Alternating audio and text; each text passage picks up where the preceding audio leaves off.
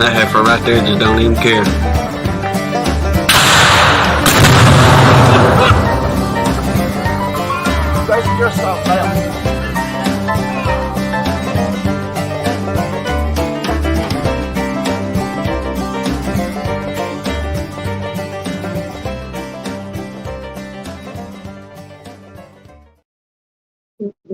Action. Hey, y'all. What do you say, folks?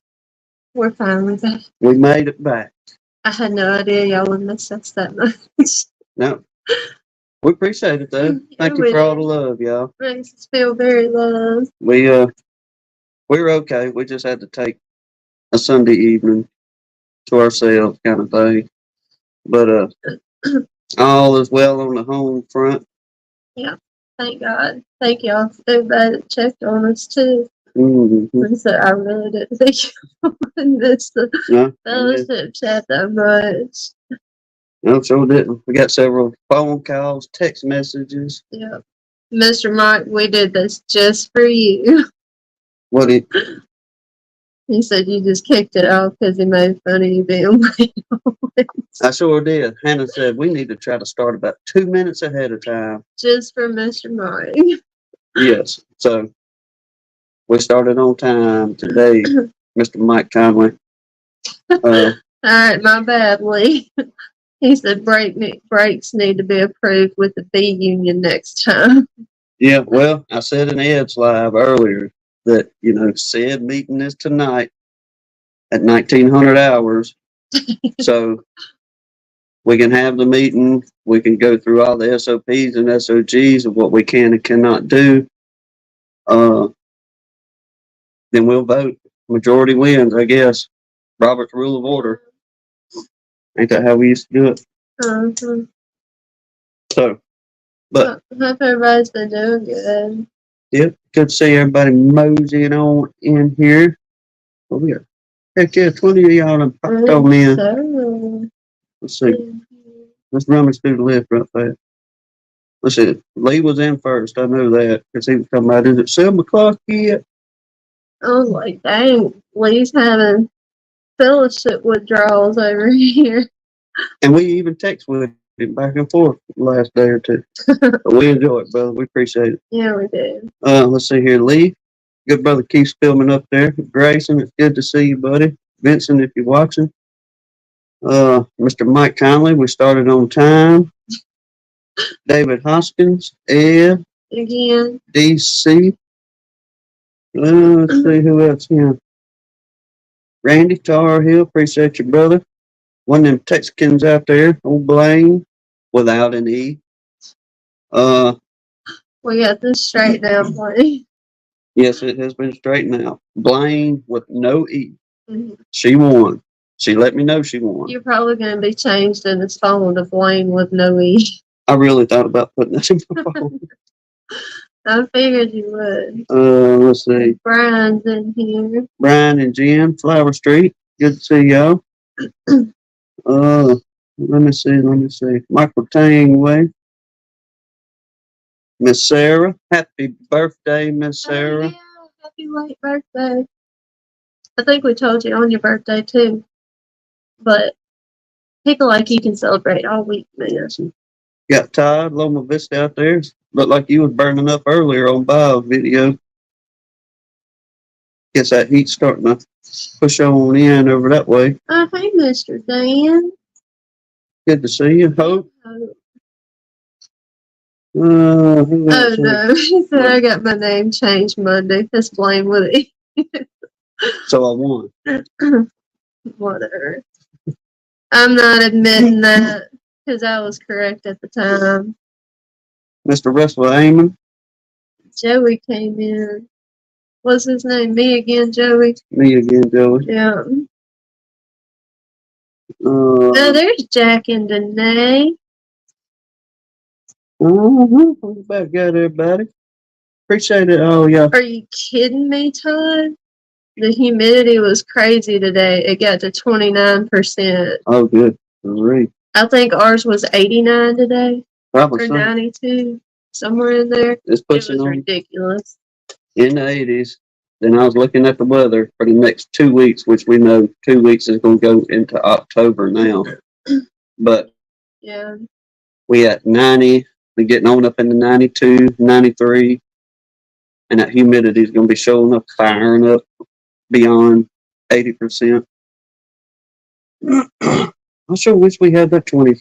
Man, you talk about being able to get some stuff done and work 27% or 20, whatever it was, humidity. That would be nice. Stone River came in. Good to see you, Stone River. Everybody moseying on in. Boy, about almost 30 of you. Oh, wow. Already. Appreciate y'all. Well, You don't even know where to start tonight. I know we've had so much fun and adventure the last week and a half. We went and checked on our trap out. It's not working. Everything, when we go back to your grandma's next weekend or two, whenever we go back up there to her grandma's, it's, I don't know, probably a mile and a half from her grandma's house at one of the local schools, and I'm just going to go snatch all the wire off and bring the box home and contact the school board and say, hey, we tried it. It didn't work.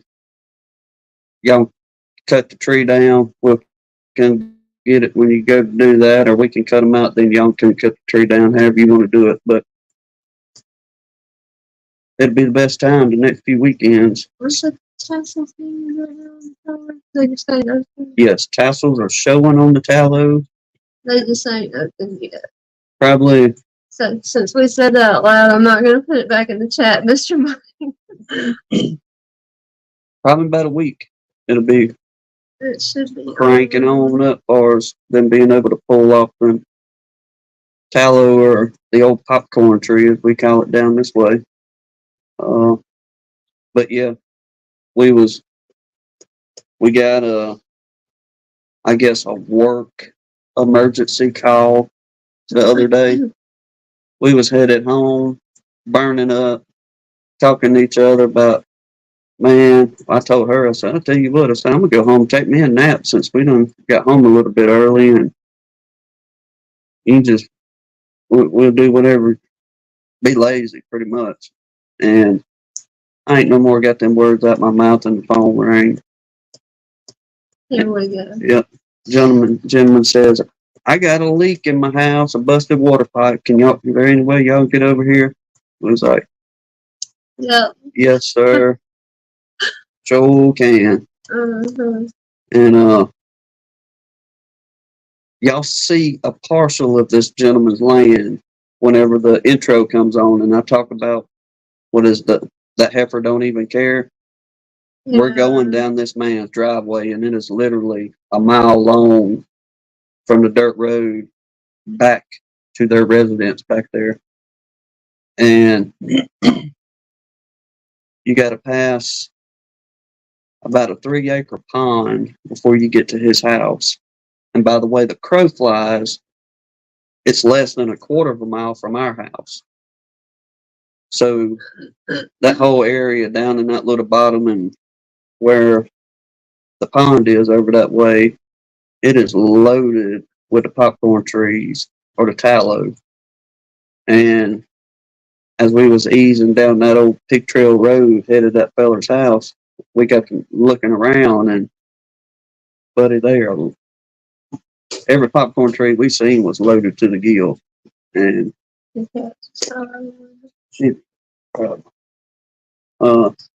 we have a cat that falls out of the windowsills. That's what she just did. Mm-hmm. She falls asleep in them, then falls out of them. Yeah, all the time. Constantly. But Todd, he is in his chair asleep because he is about that close to being too big to fit in my chair with me anymore. Yeah. Mr. Dan Weaver said that he's over. Yeah. He's trying out the new pillows. I had to buy to replace the ones he chewed to pieces. Then he chewed my chair to pieces even more the other day. I left him out. Told her, I said, well, we'll try him one more time while we go to work. And come home, y'all. He's about to destroy my recliner. It was just fuzz everywhere. Everywhere. And he was the first to tuck tail and go hide whenever he seen us come through the door. So I was like, yep, there's the culprit right there. Yeah. But Mr. Dan Weaver said the rain has knocked out all their black locusts. Oh, really? I know. I hear the disappointment there. Well, I hate it because it's like a lot of y'all been getting too much rain. We were in a lull where we didn't get no rain for a little over 2 weeks. And it was starting to get, pretty dry around here and kind of starting to worry. Well, if we don't get no rain in the next week or two, we ain't going to get nothing off the tallow. The privet wasn't anything at all what we was expecting it to be, according to all the floral. But we was kind of afraid it was going to be the same on the tallow end. But then it started raining every day for a week, pretty much after the 2 week lull. So, but it did get pretty bad around here. A lot of y'all seen our post on the lantern.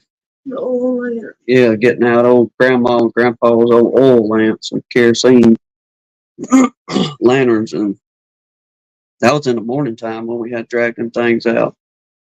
Yeah. We had a bad storm roll through, and man, limbs hitting the side of the house and all this good stuff. The power went out, and I just so happened to look out the window, and literally right across the driveway, there's a 60-foot pine tree just hanging there. hanging across the driveway. The only thing that was holding it up was our fence. Yeah, literally. It turned the fence, T-post and everything. All of them are turned to the left or right, depending on which you're looking at them, so they're not straight anymore. But so we're thinking God, it was the driveway and not the house. So yes, we're good with that. That's what caused us to drag out them old lamps. Then that pushed on through, got us a good bit of rain out of it. Mm-hmm. Then yesterday evening, probably about dinner time, the last of the clouds and all that pushed out on the latest bunch. So got some sunshine and the humidity is back. Yeah. Here we go. So what we got? Anybody else drop in? Carl and Haley and Pastor Larry and Miss Jane and Miss Leona. Richard, come on in. Who else? I miss you. Hey, Richard. Oh, James Noel came in too. Good to see you, James. Very kind bees. All right, y'all. What else? You have to forgive us. I got a scratchy throat and she's got a snotty nose. I guess it's That's a heck of a way to put it. well, whatever's fixing to bloom. We've been working on this the last couple of days. Yeah. Mine ramped up a lot more today. A lot more. Let's see what else. Okay. In the beekeeping around here. I guess we'll go ahead and tell this part because it's a lead into. PJ said I'd rather the snotty nose. Yes, Lord, yeah. I'm tempted to go in there this evening and try out the old tincture and see if that'll Word, DC. remedy. Said he had a pickup truck and trailer and a car try to play Dukes of Hazzard into my field through my fence this week. Oh, gee, Danae, what was your first giveaway? Said I think something's wrong with that nuke install technique you told me about. Hey, you should try it. It looked like it worked. Red flags, Danae. Red flags. Just trying to pass on some helpful beekeeping information. You know, Very helpful. Just unbelievably helpful. depends on how you look at it. Well, DC, were they all okay?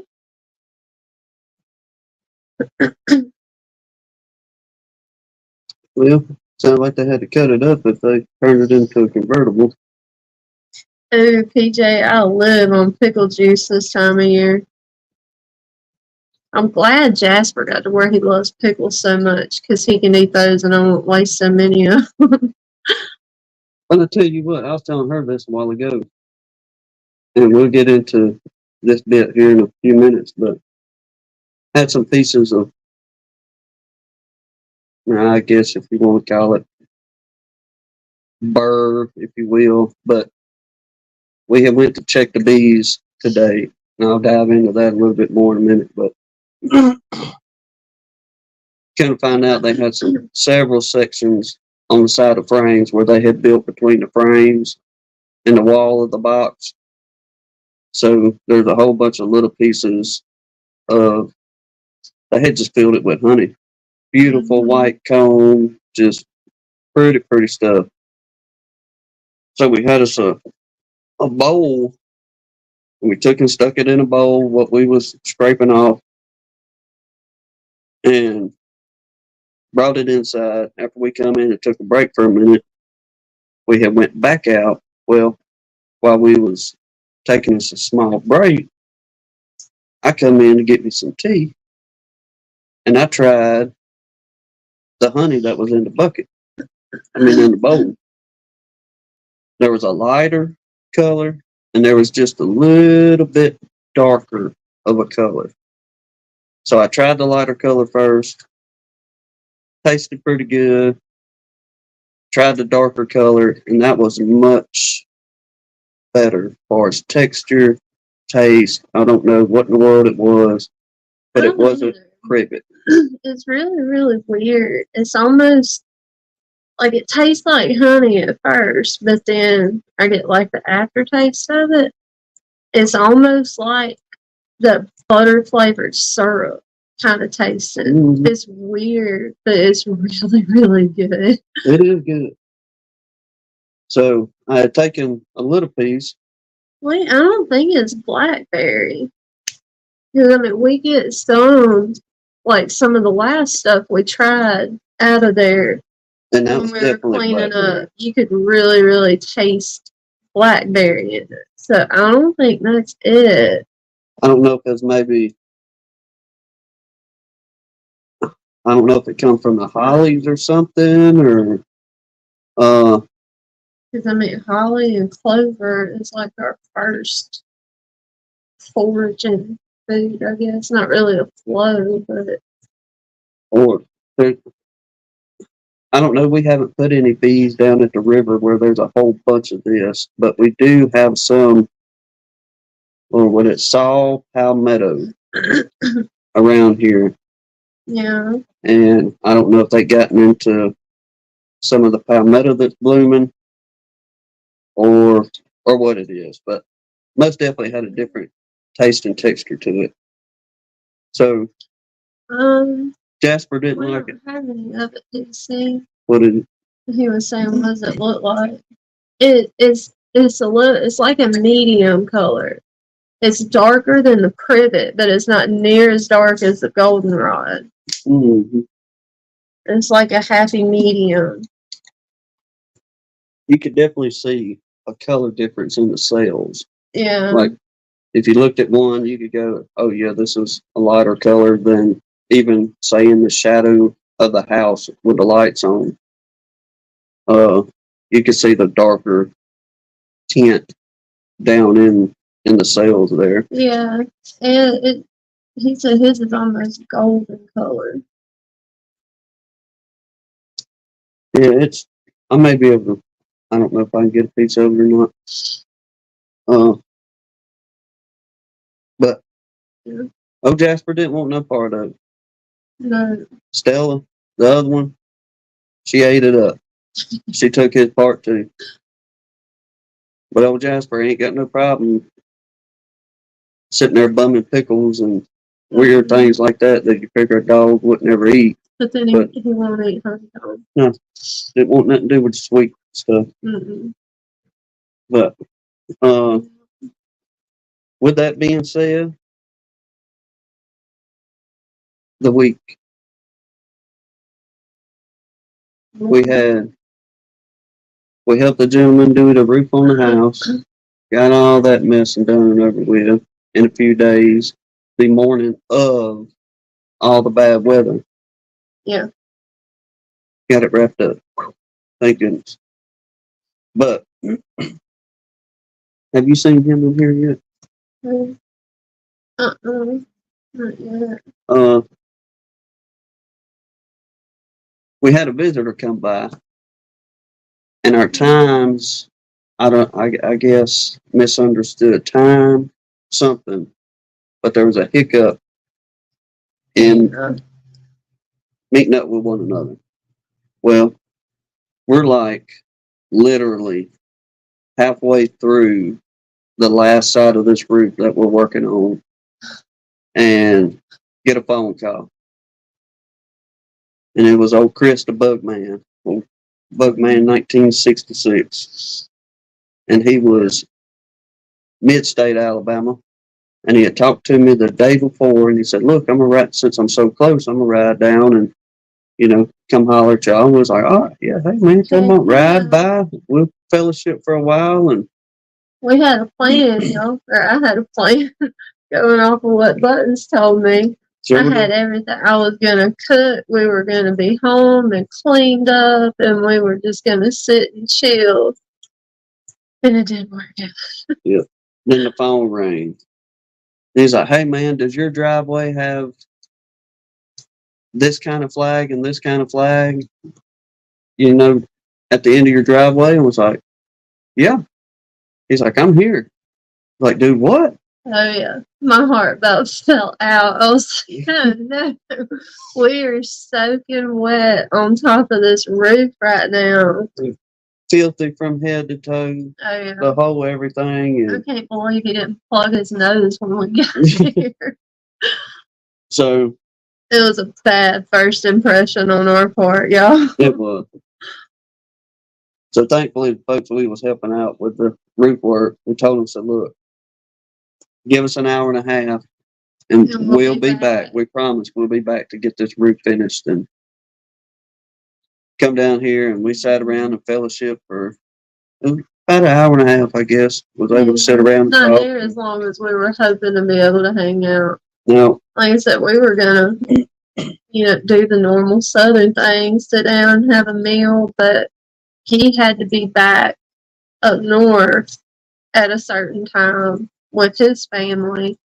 So it just wasn't working for us. Oh, no. So, Chris, brother, if you mosey back over this way again, we'll make sure. We'll plan better. Yes, we sure will. But we enjoyed the visit. We sat around and chit-chatted bees and walked down, and he checked out the horizontal hives there for a second. We popped the lids open on them. And y'all, I'm telling you, Jasper knew his voice because he didn't even bark at the man. No. As soon as Chris told him, hey, he was just tail wagging like he's Chris's dog since the day he was born. It's crazy how he recognizes y'all's voice. Mm-hmm. On the phone with somebody the other day from here, YouTube world. And Ed.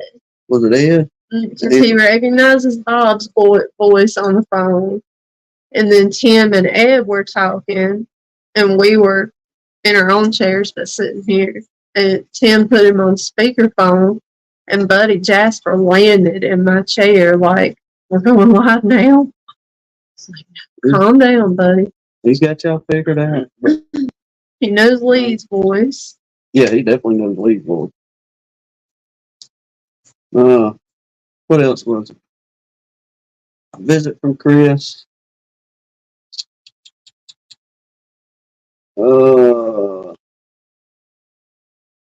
I guess we'll talk today. Maybe someone wait a minute, let those people come in. Yeah, we'll let a few more folks get in here. Uh, we'll go through the prayer list and all. There's some folks we've had to add to the prayer list since. And I did do an updated list, and I posted it on our community page for those of y'all that like to keep up with it. So I had to explain to the preacher this, well, a little bit explain to him. It was my fault. So, preacher, if you're watching, here's the full story. I don't take responsibility for this. She don't. It was all me this morning. We were supposed to go to church. We didn't make it to church because of me and my actions. Well, yesterday I was texting with Lee and Ed pretty much at the same time. I was back and forth with them two. Then I was texting back and forth with Dirt Rooster. And between all three of us chit-chatting and everything, Ed and Lee was talking more along the lines of where I've got to extract or I am extracting, and this is what I come up with. Uproar. Oh, yeah, I got wound up. Yeah, you did. So I woke up this morning thinking to myself, then this is what I had to go in there and push to her. I said, look, I said, I hate to say it, but we're just going to have to miss church today because we're going to be outside in the heat all week for the next 2 weeks. We're going to be burning up during the daytime, and we need to extract what privet come in or whatever come in before the tallow gets here, so we don't go to getting honey bound, the whole everything. So my mind is going 1,000 miles an hour this morning. What we got to do. So I go in there and tell her that. In between all of that, she's trying to wake up because this is still pretty early in the morning, about 7:30 this morning. And so I go out, I find some plastic to lay on the floor here in the house, stretch all that stuff out in here, go in and get the good old hand crank extractor, get all that, wipe it down, clean it up, get it ready where we can put, do the extracting of the honey, get our little uncapper put together, the whole shooting match. I'm trying to get ahead of the game before the sun gets up on us. Well, get all that together. Now, all we got to do is go out here, pull what frames we're going to pull for honey, bring it in, extract it, let them rob it, put them back in the game. Well, I got all that done. So here we go. Down to go get frames.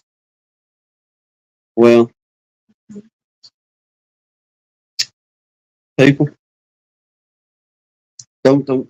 I was just going to say, the amount of honey we pulled, it did set a new record for us. It did. A brand new record for us. And while we're discussing this, I tell you, whoever can guess how much it was, I'll put it like this, wins bragging rights. Whoever gets closest on how much it was. And I'll give you this hint. It come from the 3 colonies that we done. All three. All three. All three. That we done the 2 frame splits on. Mm-hmm. Back in 2 weeks ago. No. 3 weeks ago. No. It ain't been that long ago. It's been a while. Because the last video we did was 3 weeks ago. And that's when we had put everything together. You remember the one person had a... Okay, that's what I'm thinking. What I'm thinking. I'm sorry. So, my bad. Not the day we made the splits, but last time they were in a good month and a half. Because it was early month. We made the splits. But the last time we were in there and knew what was going on with them was 3 weeks ago. All right. Danae saying 5 gallons. Dan Weaver 120 gallons. Lee DC said 74 pounds. DC said 1 2/3 buckets. 192 pounds, 200 pounds, 70 pounds. Ain't none of y'all even. y'all ain't close. Y'all mean Not even close. not even close. 10 gallons, 30 pounds. Okay, let me go on with the story while y'all putting Yeah. how many pounds in there. Pretty good though. So in my moment of excitement in my head, we got to get this done. First colony. Okay. Well, that colony has grown so much that they found them a little escape hole to get to the other side of their wall. Okay. We got 10 frames in there for them. They've grown so much, they said, look, we're moving next door. Since you won't take this partition down, we'll just go around it. And y'all, we got in there and looked, and we had an additional 10 frames that we just been kind of using for reserve to put in here, put in there, that kind of thing. Pardon me. And they had pretty well just backfilled those 10 frames in there. And that's not counting what was in their original spot. Okay. So we go through there. We start scraping off. I'm going to try to make this short story. Now? Yeah. Scraped off the cone that they had built between the frame and the walls. We was putting it in a bowl. All right. Boom. Moved over to the next colonies. All right. These two are in a horizontal, one on each end. Well, they've grown so much that they done the same thing. They have spilt over into the middle section, and they're not fighting at all or competing over it. They're just kind of meandering around in there. Yeah. So we had the idea, let's just half it up between them. So we took the divider board out of both of them, put one divider board in the center, and give them how many more frames? I think it was like 4. Okay. So that's about 14, 15 frames per colony. So we sandwiched them together. And same thing. Reached over there, pulled that comb off because they had done the exact same thing. Built comb between the frame and the back wall. Mm-hmm. Well, put that in the bowl. So, with all that being said, and all my excitement this morning about how much honey we're going to extract. It was not excitement. It was an uproar in this house about this has got to happen today. Had to happen today. And we got it done today.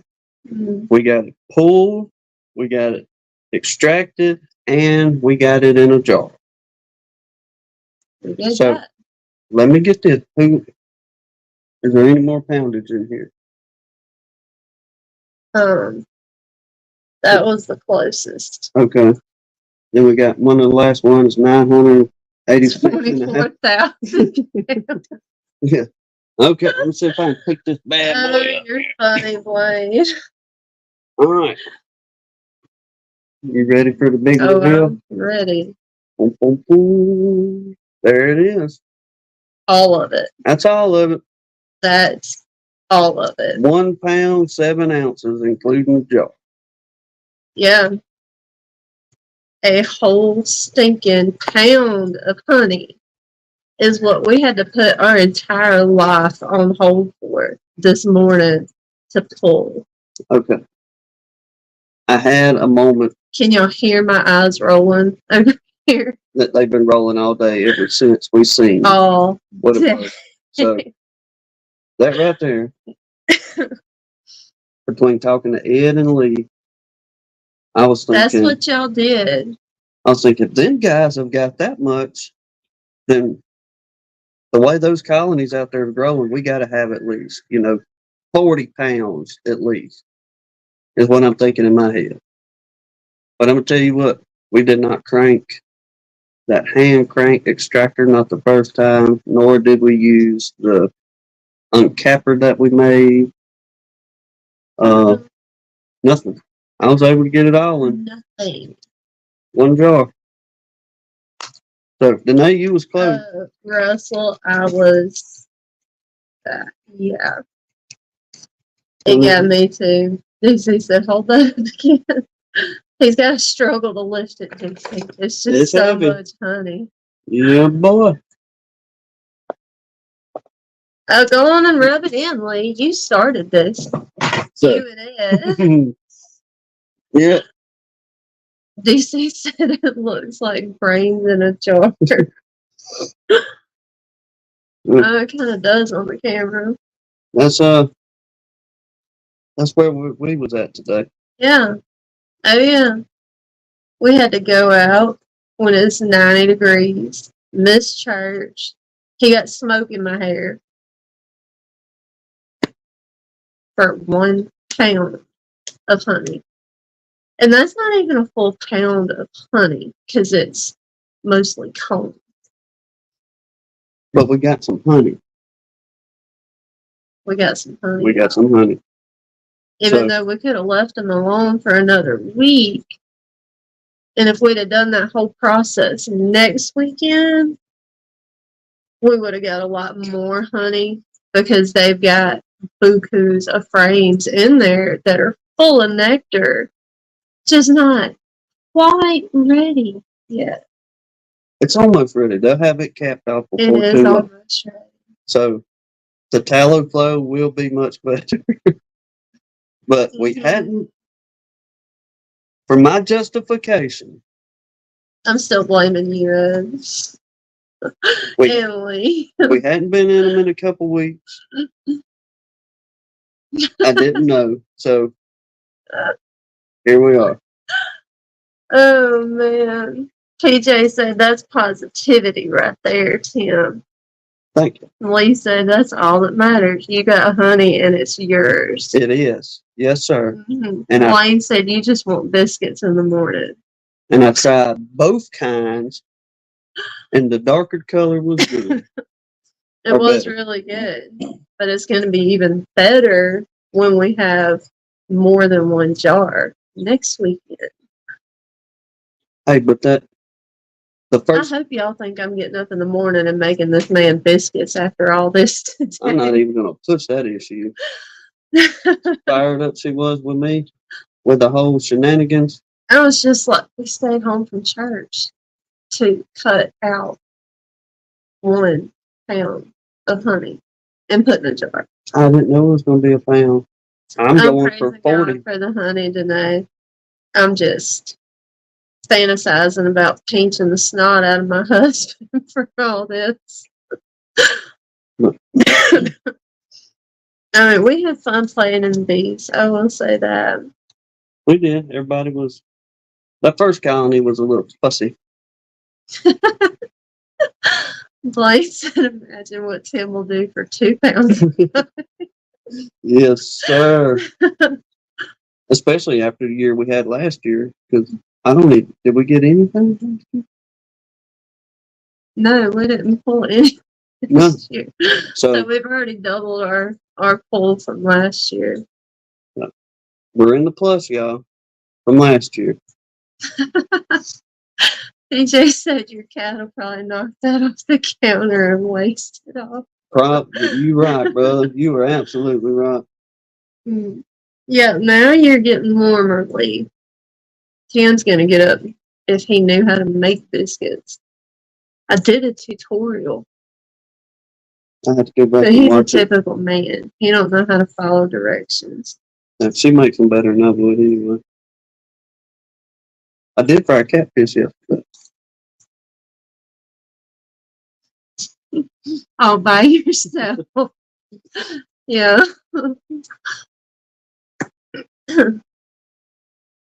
Yep. Anyway, Mm-hmm. that's been our day, y'all. All day long. All day long. Mm-hmm. Fun times. So I kept old Ed on the edge of his seat. Yeah. I couldn't believe he was talking that mess in your live earlier, Ed. Getting people all worked up thinking we pulled a real honey crop today. But I will say, once again, Tallo's coming in. We are pumped about that. We are going to have a much better run on it. Because that first little colony, y'all, I'm telling you, they found their little route over to the other side over there. And we had what, maybe 4 or 5 just wax with foundation, kind of checkerboard, and everything else was drone comb and all that. So we had on the other side probably about 15, 16 frames of drone comb. Drawn out cone. Yeah, drawn out. That's right. Since we got called out on that again. Yeah. My draw, y'all, my draw. But since they going over the petition, they had just been going over there, filling all that up. And they've got about, like I say, about 17 frames over there. Pretty well stockpiled quite nicely. And when we did get into the brood on each one of them, those queens are doing very, very well. I wasn't even going to think to ask her today to do any filming. So. Oh, I took that camera and threw it across the yard.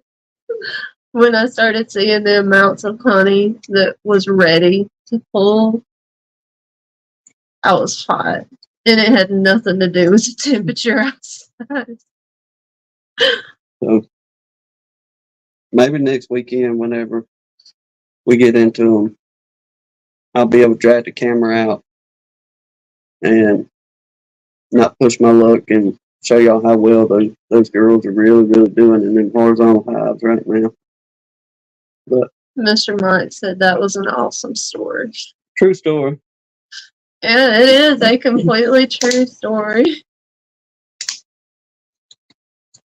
But all right, I'll get into beekeeping news because it ain't much of it because I ain't done a whole bunch of beekeeping news, I guess, this week. Then we'll get into the prayer list and put the link out there and y'all come on in. What did I do with the what, Dixie? The thumbs up. Let's see. I don't know, maybe. I think he hit the wrong emoji. Uh-oh. Let's see. Beekeeping news. Chris came by. We just yacked about that. Y'all, the other week having Mr. Bob Benny, that was a blessing once again. Having him on. A blessing and a blast. And like I said, some great information all around coming from it. But anytime, it don't matter who's live, that man comes on or whenever he does a video, you're going to pick up something from that fella there. And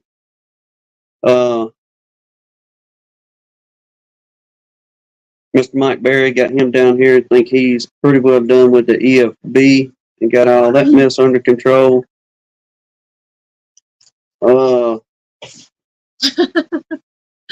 Friends, you could start a segment on your show entitled Short Story Long.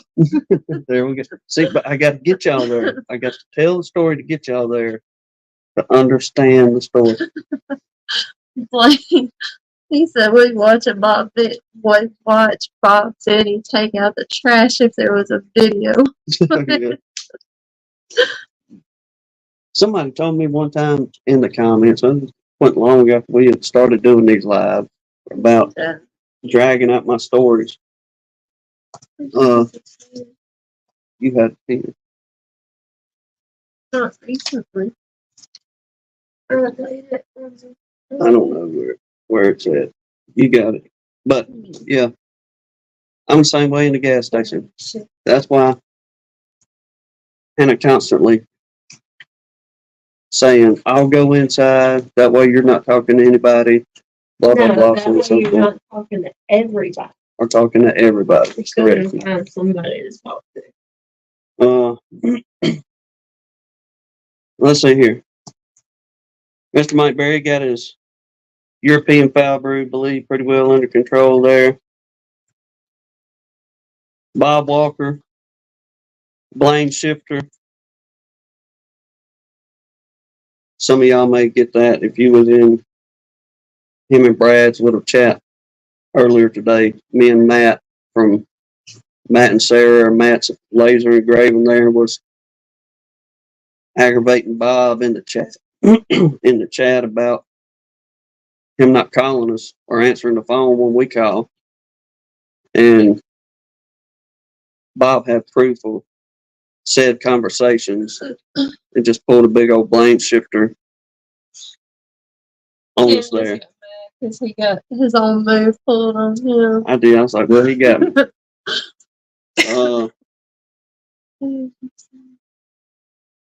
There was a sighting of Johnny Walker from Tennessee Mountain Bees. It was good to see old Johnny out in the yard. It looks like he's got all his girls pretty well situated and lined out for the season.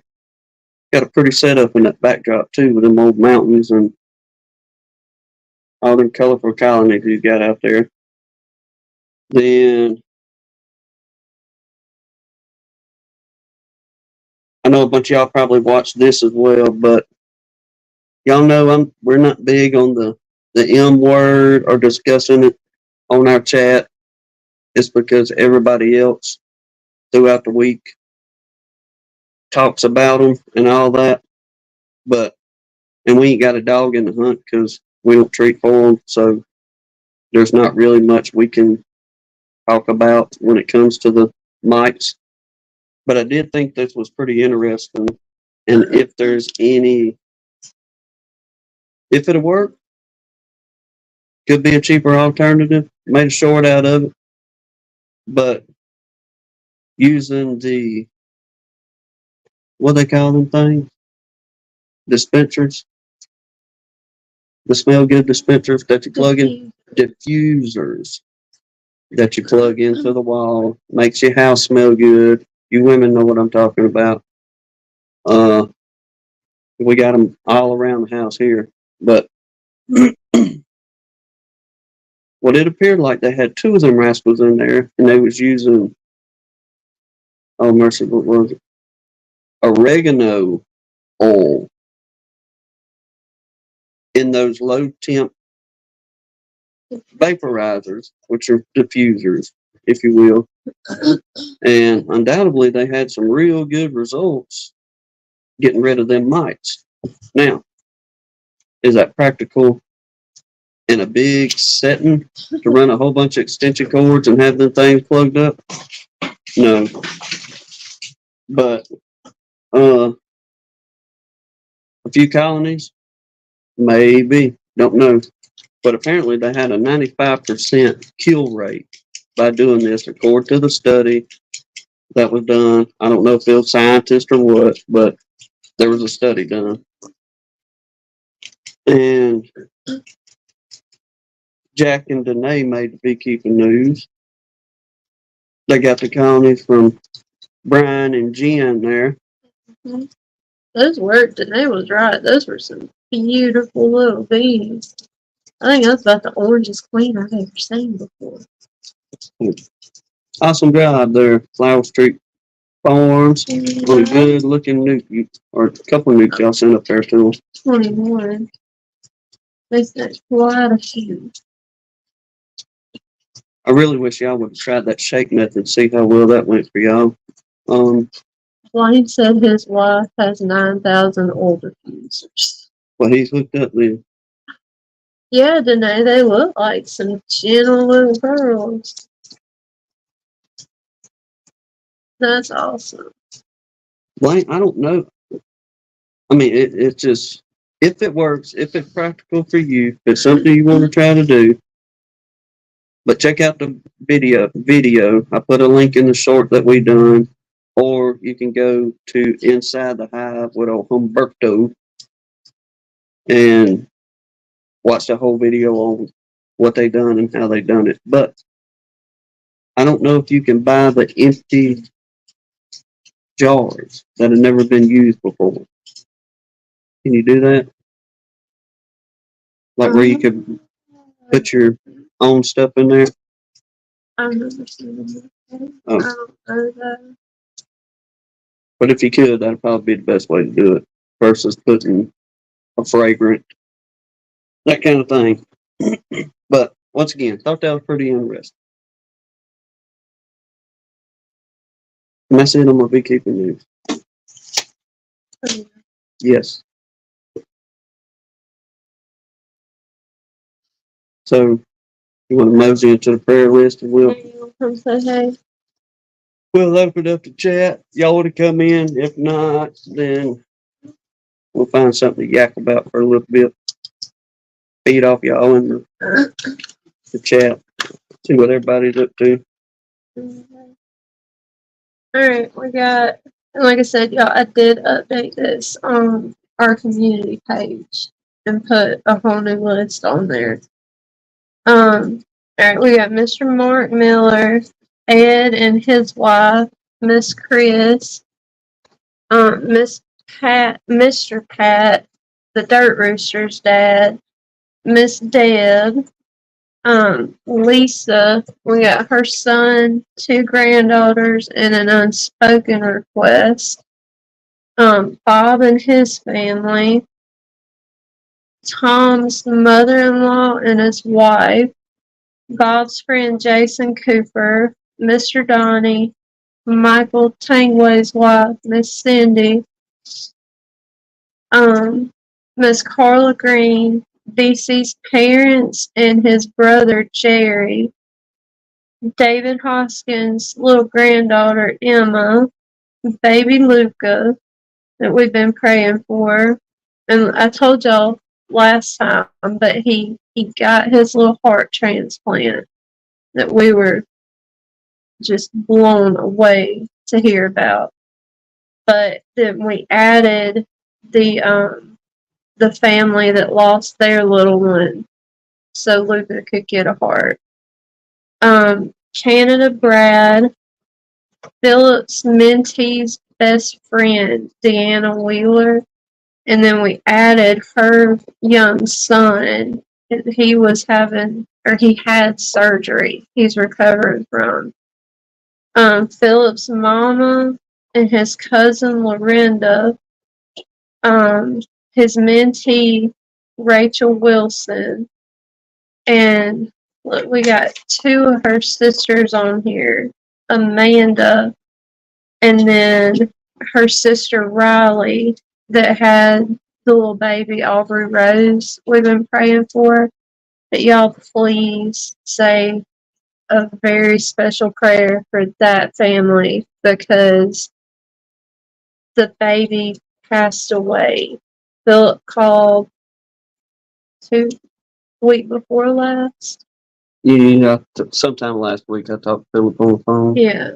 So y'all please keep that woman in your prayers for sure. His friend, Philip's friend BJ and his wife.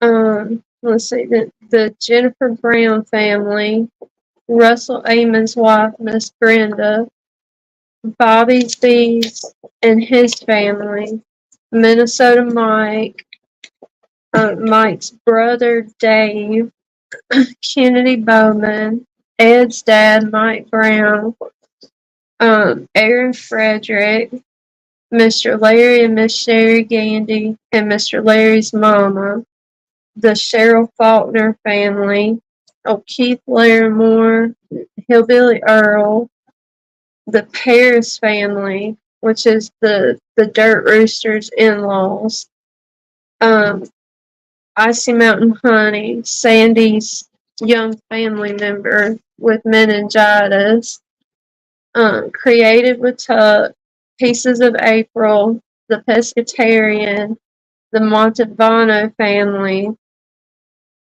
Bruce with his bees, his granddaughter Unsong, Steve Amos's brother, Danae's grandmother, Minnesota Mike's cousin, Mark Moholt, Spanky, or the Filament Corner, the Hethley Hives. I said Rachel's sister Amanda, didn't I? Yeah. And then her other sister Riley. And then Israel and all those affected by what's going on over there. All the storm victims here recently. Jegs Farms' wife was recovering from surgery. Sean Balturse's wife. Mr. Ron, who is the landowner for one of Blaine's bee yards.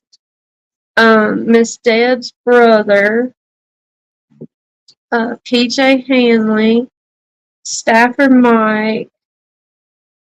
And then Steve Amos had added the 4 police officers killed in Charlotte. And then this past week, we added Mr. Bob Benny for fighting that cold he was dealing with. And Shabu, which I'm sure a lot of y'all have heard. I think we first heard it on Ricky's live the other night, right? Mm-hmm.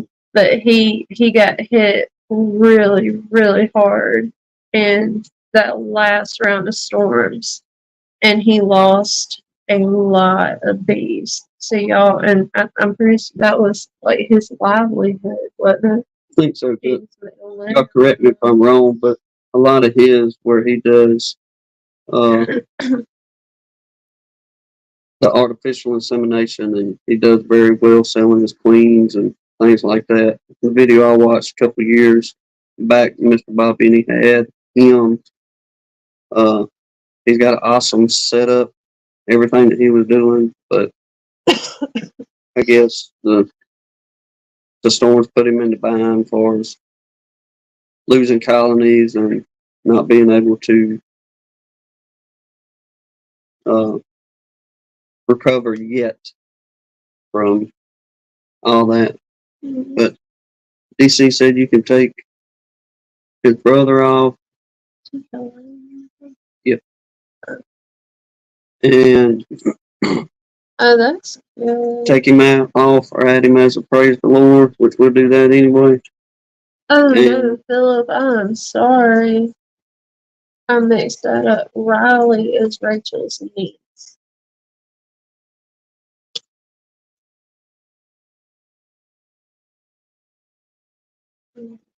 I'm sorry. I corrected that. And Danae said her granny is doing great. Good deal. And DC said take his brother off. Yeah.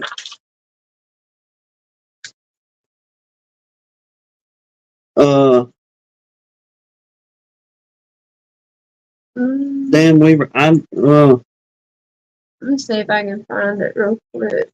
Yeah. I know there was that one on, it was about a year ago on Bob Benny's channel to where he went over there and sat down with him, and Shabu went through the whole process of how he does things and all that. But we'll see if we can find a link to put in there, or somebody maybe quicker on the computer. Y'all know Shabu's got a channel. While I'm looking for that, PJ Hanley's Homestead just added, he said there was a local teenager by him that tried to commit suicide. So y'all be praying for them too. It's all good. Lord of mercy. Well, I went Mama's in 3, but I couldn't find it. I probably overlooked it. Oh, yeah. That's what I was saying. There we go. This one? Yeah. Hit the video where you can go in there and share, copy the link. I'm trying to go to his channel, not a video. I don't think he has a channel. Yeah? I thought he did. Mhm. We're gonna put the link in, To this video. yeah, to the video Bob Benny did, and y'all can go from there. And if you want to, I you could probably email Mr. Benny, and he may be able to provide you with a link to anything that Shabu has as far as channels or Thank you, email. Brian. I was trying to remember what where that was, because I heard him say on Ricky's Thursday night that what you call it, somebody had set up a GoFundMe. That's right, they did, didn't they? Mm-hmm. Brian told them how they can look it up on there. Where's Brian at?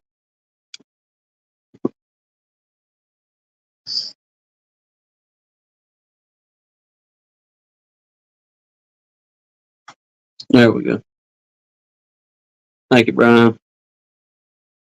Do any of y'all want to contribute, help a man out, or just send some support through an email or something? I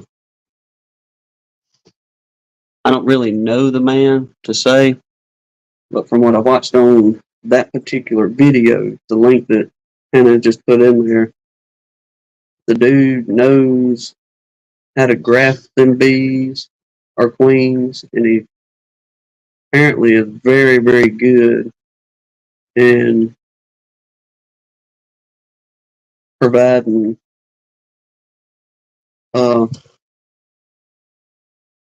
some good queens.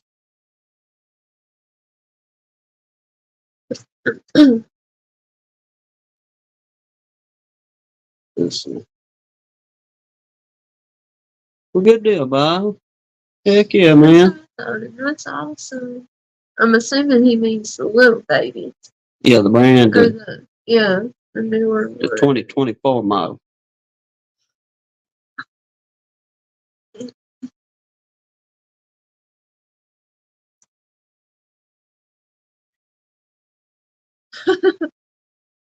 DC said, wow, a video I missed. I'm kind of amazed. Yes. Let me put this link in while everybody's kind of getting the details worked out on Shabu there. What am I doing? We're on, but invite guests. There you go. Come on. Copy. Getting closer. We're working on it. Hey, it's been 2 weeks. You're out of practice.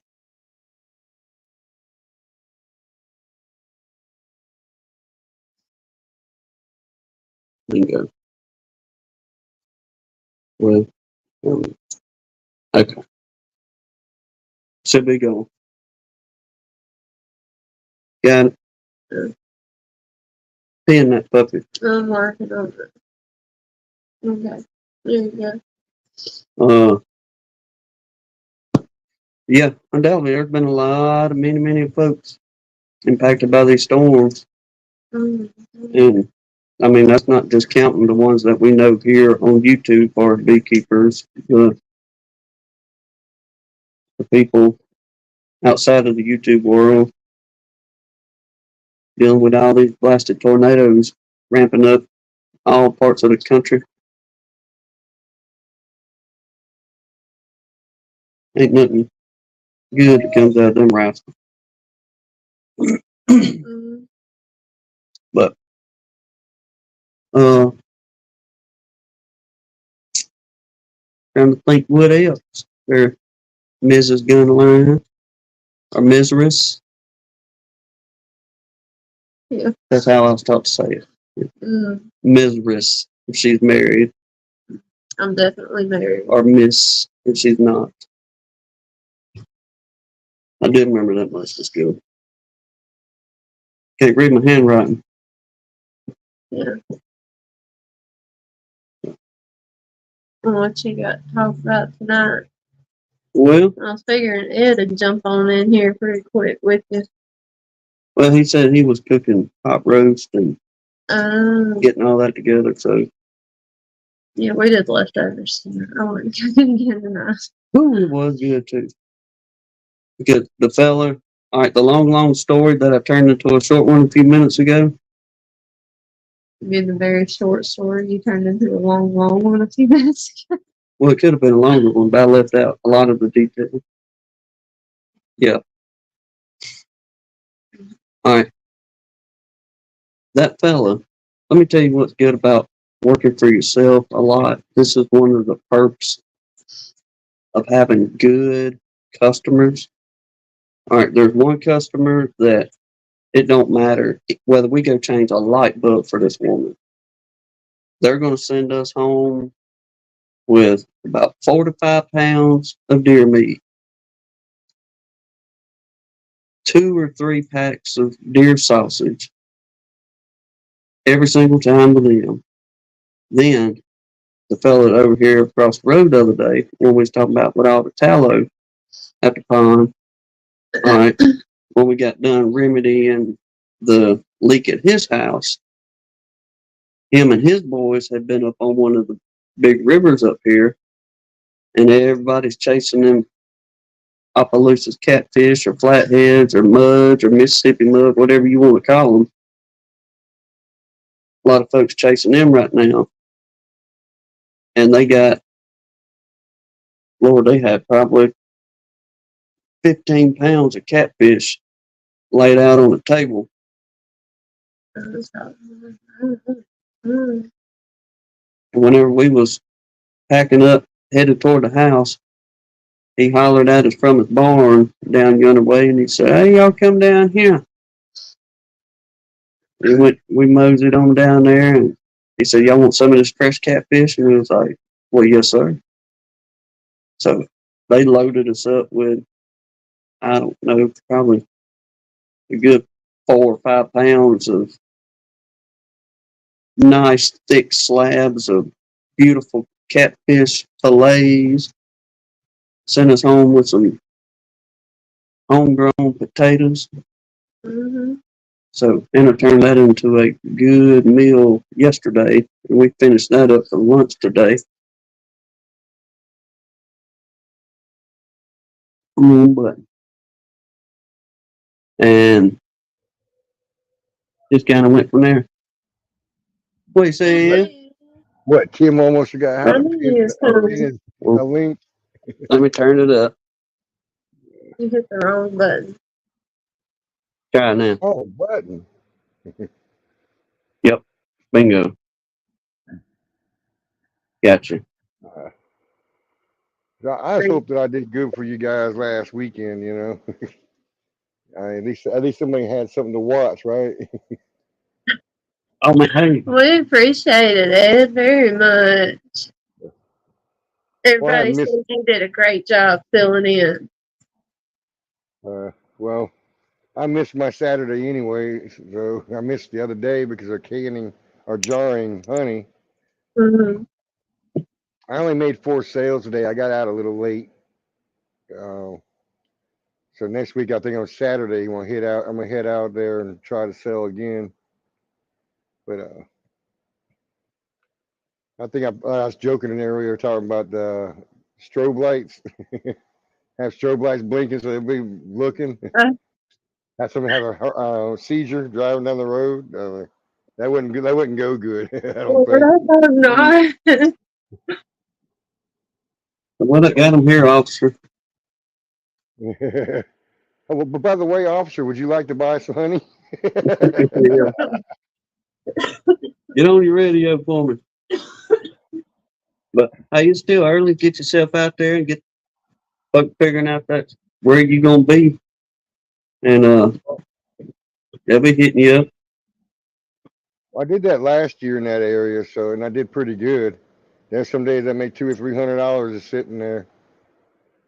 So that's more than I make a day of work. So I'm just sitting there watching them go by, waving at them, hey, as they go by.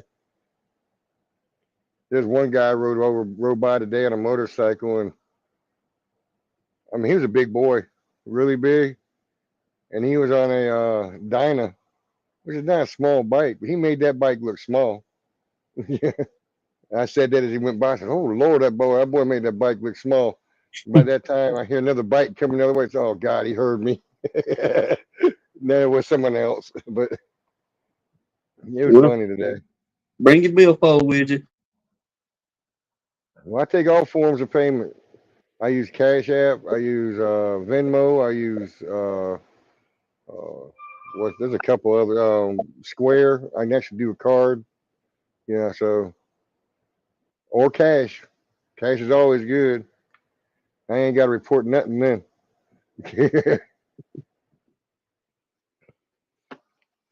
Well, Blaine, I hope we hear back from you. I want to see the black eye.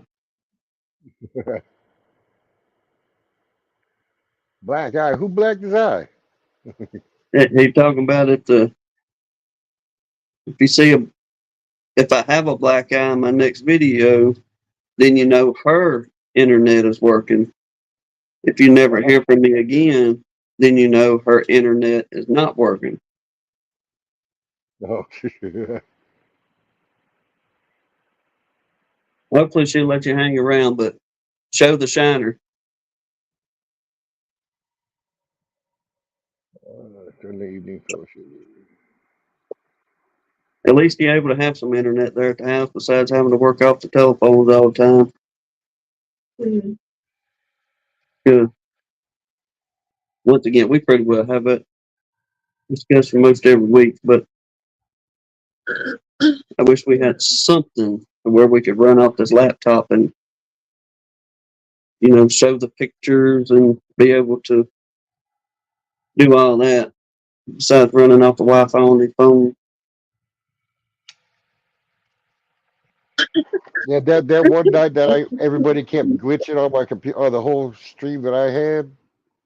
Come to find out that the cats had disconnected some stuff for my Wi-Fi down here. They unplugged one wire, so I was running off of Wi-Fi, not running off of hardline. Oh, good grief. So that was the biggest problem with that show that night. That sounds like something going on around this place here.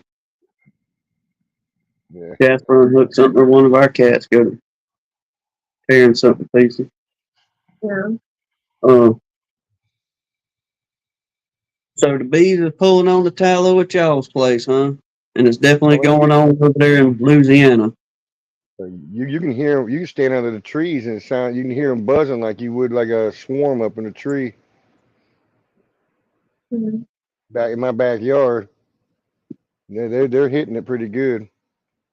And I didn't really think there was gonna be that much nectar, but they're pulling in pollen as well. So because of all the rain we had, I didn't think there's gonna be a lot of nectar, but it warmed up yesterday and they were on it, and they're all in it today again. So apparently it's pushing off some nectar. It wasn't all washed away. That's something we're not seeing a whole bunch of as pollen. At the beginning of spring, if you will, I'd say late February, going to mid to late March, they were bringing it in by the basketfuls. You know what I mean? But last month or so, they really hadn't been bringing in a whole bunch of pollen at all. Well, probably because they Mm. brought in too much. They brought in too much earlier because that's why I was talking about bee bread. Uh, but I'd have to sacrifice comb to do it. By pressing it Mm, instead of just throwing the pollen into the. There's several ways of making the bee bread, but I think the most natural would be to squeeze it out of the comb instead of even though it'd still be natural with the pollen and then pour it into the honey, but then you just have pollen that's encapsulated with honey, not it actually made by the bees. So that's why I think it'd probably be better for you coming out the comb. So okay. that's why I'm worried that. Yeah, I'm sort of worried that they may end up plugging up the brood nest still, even though they've got the nectar coming in, they have room. and I've got some supers to put on, but they still got to pull. They still got to pull wax. So I don't. I'm trying to balance that out because figure out whether I'm gonna how much honey am I going to lose compared to the wax they're having to pull. You figure they take 7 pounds of honey to make a pound of wax. So that's what I'm looking. I'm trying to figure out. Well, I guess whatever they was getting on early on undoubtedly has shut down. But I figured going into, you know, the latter part of April, especially us being in here in May, that it would be pretty abundant. But it ain't much of nothing at all. Well, but I mean, we did come out of winter with 2 colonies and then lost one of those. Not like we were really expecting pounds and pounds of pollen and nectar and honey in there. I mean, I know that, but the part I was thinking traffic for them on their daily voyage back and forth, that they'd be bringing in what they could, but like checking on them yesterday evening after I was done talking with you and Lee, I just went down there and took a gander at them, and it was every here and there one of the girls would come back in, and she'd have a bright yellow filled up in her pollen sack, but it wasn't like, everybody coming back, you could tell was bringing in pollen or nectar. So I don't know, maybe we'll have one more good pollen run before the tallow and everything else cuts out. But I don't know, we'll see. Well, you may not, but again, too, you said the colonies were were building up fast. So Yes. I'm wondering if a lot of the honey and the pollen you've had coming in has gone directly into their build and not into the cell for storage. Very well could have been, I reckon. Because Because if, they, they're, if they've been growing fast, then they're gonna be consuming it. yeah, we wasn't expecting them to explode the way they have. And that's all three of them, the splits that we done. They're doing really good. And yeah, once we got past like today, this morning on that first colony, once we got past looking at the we'll call the empty spot that we thought was empty, but they had been moving over, bringing the nectar in. Once we got into the actual box with the queen and the brood and all that, the second frame in, we was getting on good heavy amounts of brood. Then just like natural, the closer you get to that center, the heavier the brood was getting in there. And I mean, they had beautiful white, almost white cappings over all the brood. It was more like a creamy color, I guess that's to explain it. But yeah, the next week or two, there's going to be a sure enough explosion on a new generation of bees coming out of all three of them. Which I'm hoping will translate into more splits and growing our yards more this year. Yeah. That's what I was just thinking. This year may not even be a honey year for you guys either. It's gonna Well, be growth. we weren't planning on it either. Our goal this year was to get our colony numbers back up. And That was why another reason why I was so blown away when he gets up this morning, just wound up, tired to tick, talking about we got to pull honey. Just got excited, y'all. That's all it was. Mm-hmm. Oops. I did. Yeah, I've had growth, but they've been doing a lot of. I threw a lot of blank frames on them. They've been filling them up. Um, Actually, one of the deep broods, deep supers I put on, they started putting new wax in. The queen wanted to go to the new wax. She filled up 5 frames in the super. I'm like, you gotta be kidding me. Well, cause I was thinking they were gonna fill it up, stuff it full of honey, and I was gonna pull that whole super off and have have me a bunch on that one. No, I only had 2 frames I could pull from the near the outside just before the what's this? 4. Yeah, so it's 4 frames on the outside edge, and right near the outside edge were the only 2 I could pull. The rest of it was brewed in the middle. I'm like, you gotta, it's something else, you girls. You know, I was looking to have a lot of honey, but I still probably gonna make more than I made last year. But I think, like you, this may be a year for people just to grow. You know, if the flow follows the way it's been, like for your talking, they've been growing. The bees have been growing. They've been getting something, so they know they can grow. Mhm. But is it really enough for them to start storing? And if that's the case, that you're going to do growing, I would assume that when it starts getting into summer, deep summer, and the flow starts petering off, you're probably going to have to feed, Yeah, maintain them. we was kind of talking that a little bit when Chris was here the other day. Uh, Telling him I'm gonna have to buy another bucket and redo the 5 gallon open feeder out there and go ahead and kind of start getting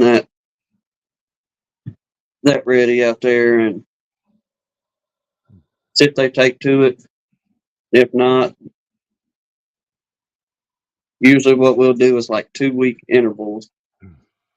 If they don't hardly touch it, then after 3 or 4 days, I'll pour that water out, wait about 2 weeks, do another batch of it until they go to, pulling on it good enough to where within at least 3 days they'll have that whole 5 gallons gone. But in the years past, it was whenever we get into a dearth, y'all, it wouldn't take it literally 5 gallons of sugar water mix out there. One day. One day it's gone. Have to refill it again, and they would kill that the next day, and it just went all through summer. But the last 2 years, that I mean, they'd get on it, but they wouldn't hardly. It wouldn't be enough to drain the bucket down without it going Yeah. or turning on them. Well, when you do the water though, are you putting like Bragg's apple cider vinegar in there? No, Like maybe a cap or two into the 5 gallon bucket? no, we hadn't been. That I don't know if that pulls them in or, but it maintains, it keeps some fungus from growing in the water. Keeps it from spoiling quicker. It lasts a little longer if you put a couple caps in the 5 gallons. It'll last a good little while before it starts going bad. Tom saying he's planning to feeding on his resource hives come mid to late June. And, hmm, It all depends when he grafts. Late June, early July. Uh, was it us well, or that I was trying to think. I was talking to either you or I think it was Mr. Mike Conley about working on those solstice queens. I And know I made mention. I don't know if we were ones talking about it, but that's what I'm working on. Going to try to do this year. And those the colonies that are a little spicy out here, like the one that got me today. And there's a mhm. flow going on. They wanted to nail me, or 2 of them wanted to get me. So um, what I'm gonna do is the sausage queens. I'm gonna use honey because she's actually a mild bees. So replace the queens in there in a couple hives and probably do some late season splits.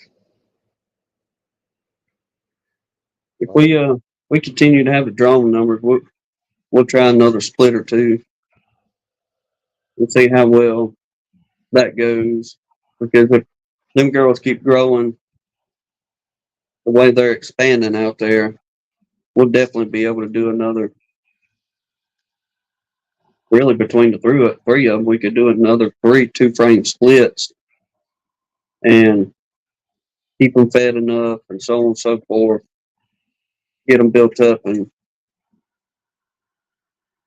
see if there's a Actually, difference on the solstice queens. not last year, last week when I looked in, they were still laying drones. I mean, I had a bunch of them in there, and they're still laying drones. So, I mean, they're looking for something to happen. Well, we're willing to keep on for another couple of weeks in these parts.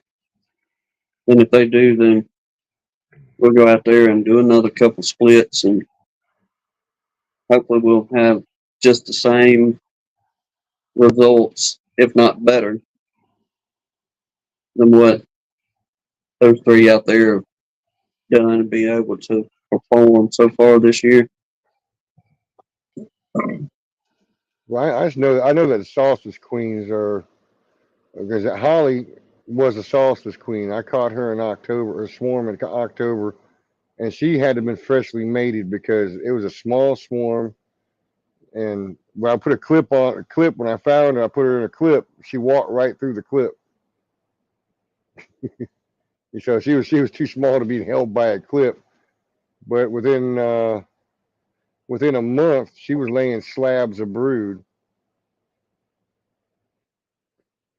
I don't know about that, Mike. I mean, I guess it depends on where you're at. Down here in Alabama, I mean, you know, a swarm caught in October made it all the way through the winter. In January, I had to split them. Not split them, I put them in a larger box. And then another 2 months later, I had to split because I was going to keep them in a single box. So I haven't seen that the solstice queens are harder, maybe harder to mate. I know I might say that because I don't know about that yet because I'm just now starting to see dragonflies. So I'm wondering what June's going to look like with dragonflies and the mating abilities.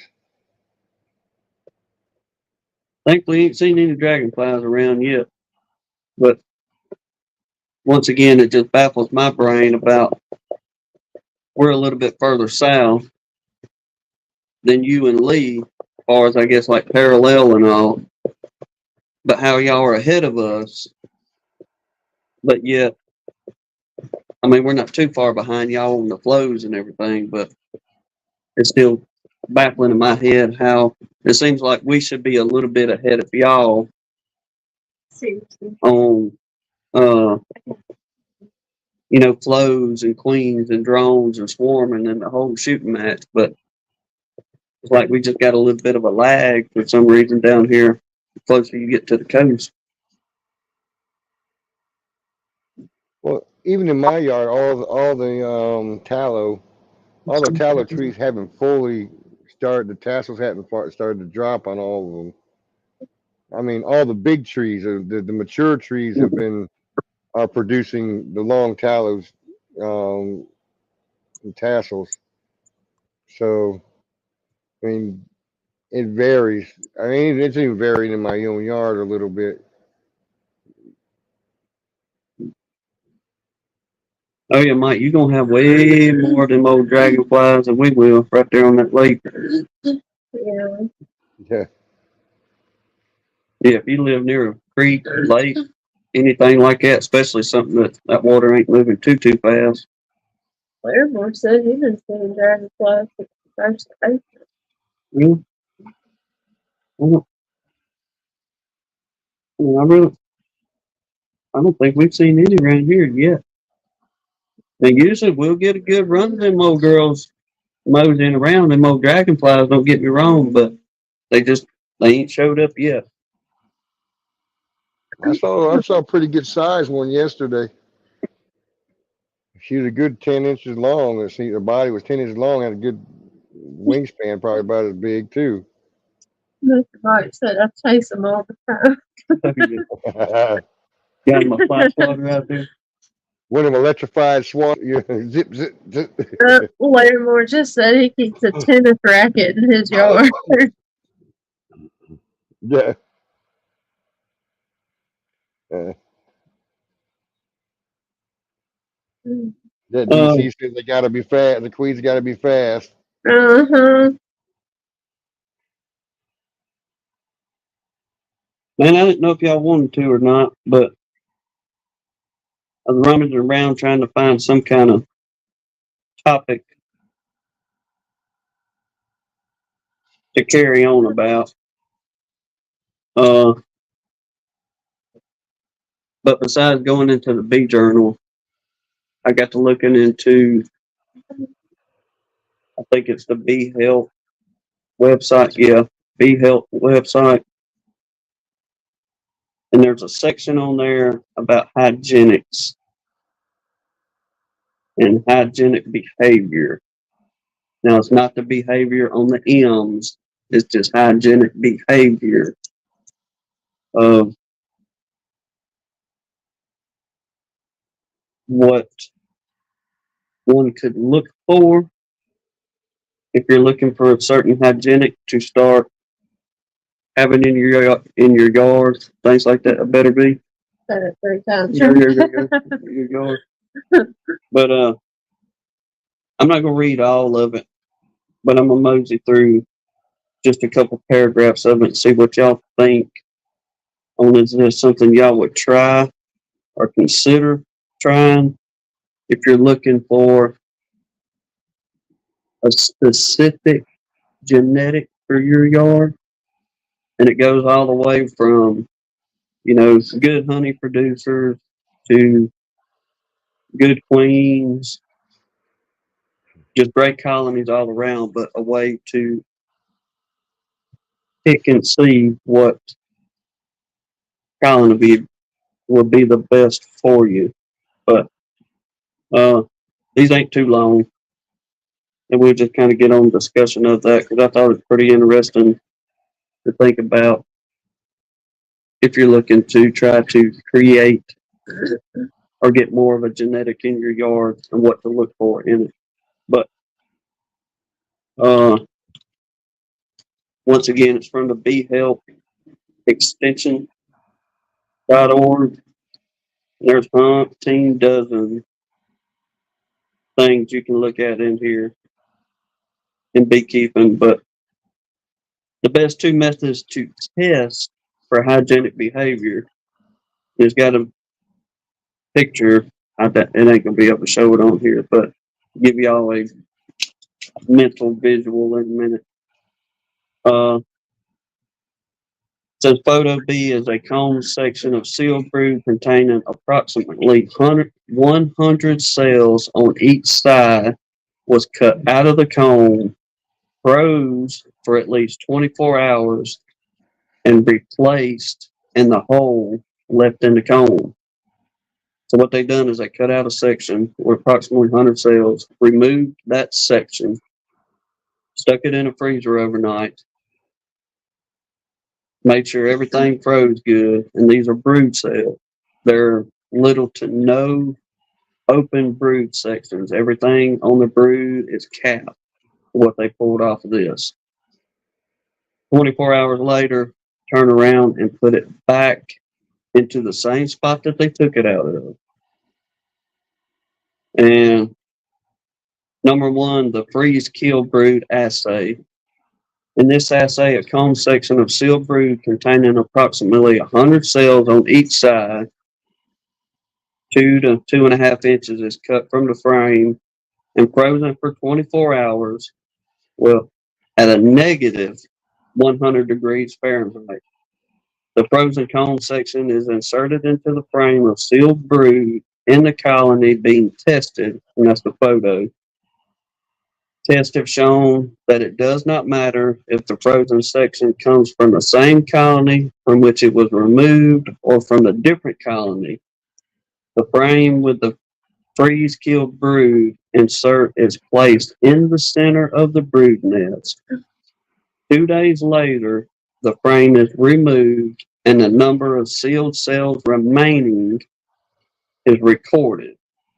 A hygienic colony will have uncapped and uncovered over 95% of the frozen brood within 48 hours. A non-hygienic colony will take over 6 days to completely remove the frozen brood. The speed with which a colony removes dead brood is correlated with its ability to remove disease and parasited brood. What do you think? Or did I lose you? All right. So what they're Well, doing, go ahead. all I was saying, I've noticed with not even I haven't done that, but I've noticed that the colonies that are pretty well do pretty good are ones that uncap their brood to check them. Just which that even probably goes back to even a different assay that which is available as well, but that would show that uncapping and pulling out the dead brood would show how hygienic they are, that they don't want that desiccation in their hive. Mm-hmm. All right. Since Brian brought this up, I wasn't going to read this portion because I didn't know if anybody would pick up on. Comment from him. Well, that's why the word why I used the word desiccation, because it's going to be a death instead of just being a sickness, you know. So, kind of give everybody a visual in case I lost you. Once again, about a 2 to 2.5 inch square is what the picture is showing. They cut this out to the midpoint of the comb. So right now, do away with foundation in that frame. You have just a frame, and the bees have built out on both sides. You got a cell on one side and a cell on the other side. What they done, the midpoint of that frame is where they cut out that section of brood, approximately 2.5 inches square.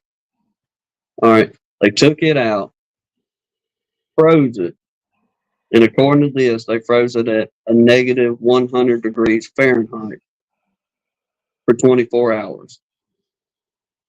After the 24 hours, they took the sections and placed back into the colony.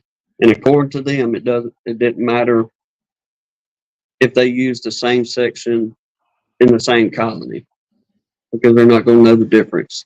But if something you decide to do to try, but you can mark which one within which colony. And saying after the 48 hours of being back in the colony with the sealed number of brood remaining, once you record that, it's saying the hygienic colony will have uncapped and removed over 95% of the frozen brood within 48 hours. A non-hygienic colony will take over 6 days to complete and remove the frozen brood. All right. Then we go down what Brian was saying there from Flower Street using the liquid nitrogen. That was the second portion. We're saying liquid nitrogen, freezing the brood with liquid nitrogen is more effective and less destructive to the combs than cutting. Freezing and replacing comb inserts, liquid nitrogen is relatively inexpensive and easy to obtain. Check with your local gas and welding suppliers. veterinary practice, or livestock farms to where you can purchase some liquid nitrogen. There are no laws in any state restricting the use of industrial grade liquid nitrogen by individuals. It must be kept in an appropriate tank, a Dewar tank or Dewar tank, which can be purchased through gas and welding supply houses, and the tank should be securely fastened to the truck during travel to avoid spillage. Common sense and several precautions must be used when handling liquid nitrogen. It has a boiling temperature of negative 320 degrees Fahrenheit, which means that it's extremely cold and will kill the skin, causing frostbite if come in contact. We recommend the users read the MSDS, which is Material Safety Data Sheet on liquid nitrogen. You'll need to construct a hollow cylinder into which you would have to pour the liquid nitrogen to freeze the circular section of the steel groove. And it goes through to tell you, use a minimum of 10 ounces to do this, but more or less it's saying get a 3-inch piece of PVC pipe, push that down onto a section of groove that you choose to use for your experiment. Then pour that liquid nitrogen down into that piece of PVC pipe and wait about 5 minutes. And that usually is long enough to freeze that brood. Then you can just repeat the process of, going back and checking them in 48 hours and doing a count of how much brood that they have removed out of there. And if they've removed 90 to 95% of that, that is a colony you want to lean towards carrying on a hygienic.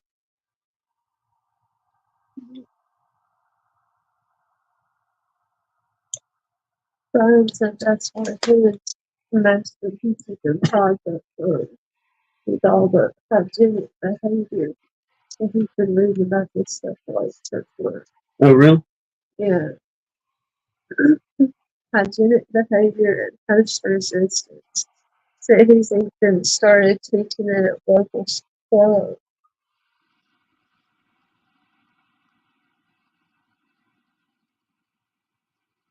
Okay.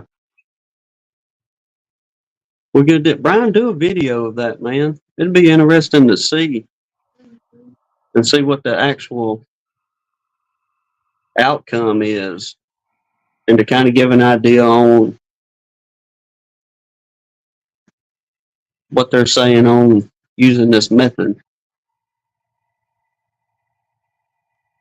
Okay, Mr. Dan Weaver says, Airgas will be happy to supply you with what you need, but yes, sir, handle with care and with PPE. Yeah, absolutely. You want to try to keep your fingers if you can.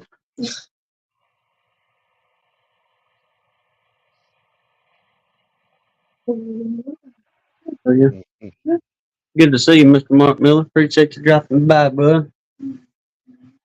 Mr. Mike said there's already proves the video. Is it? He just didn't look harder. Well, to be honest, no, I have not been on YouTube to look for that. Mm-hmm. But thinking everybody, you hear folks chirping about you want to create a hygienic colony out of something that's there already in your yard, and you don't have to go spend buku money on queens or anything like that. You could just do your own testing, right? Do your own mad scientist work right there in the backyard.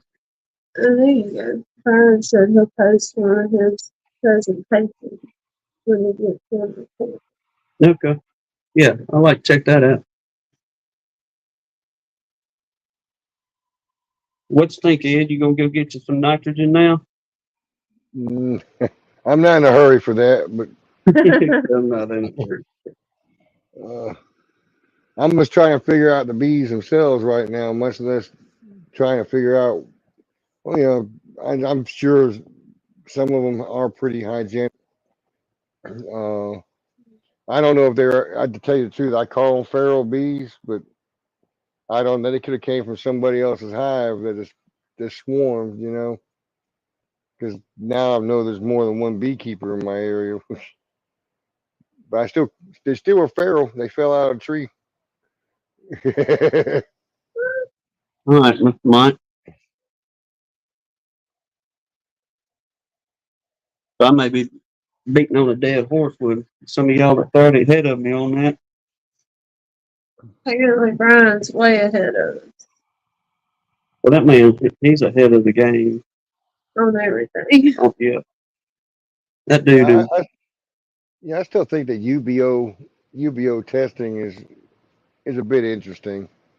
You know, 'cause that more or less works on the ill or like the sense that the bees will give off if they're in stress or sick, and then they'll uncap them. So but I don't know about the desiccation part, or death smell, if mm, that works in the UBO or not. But uh, Well, he you was imagine talking walking. about in his studying, he was saying that dead brain gives off completely different chemicals and smells from disease or distress.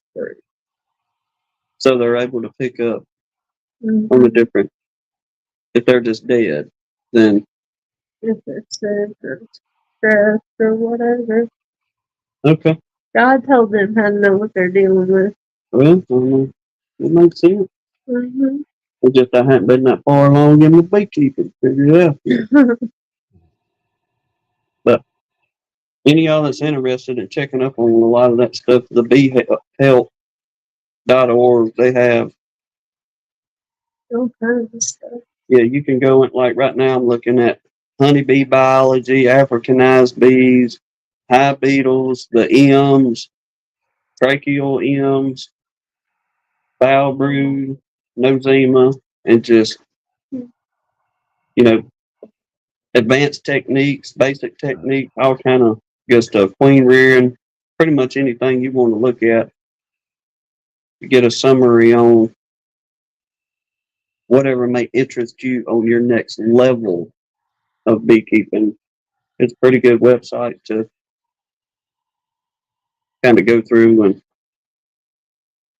get a baseline.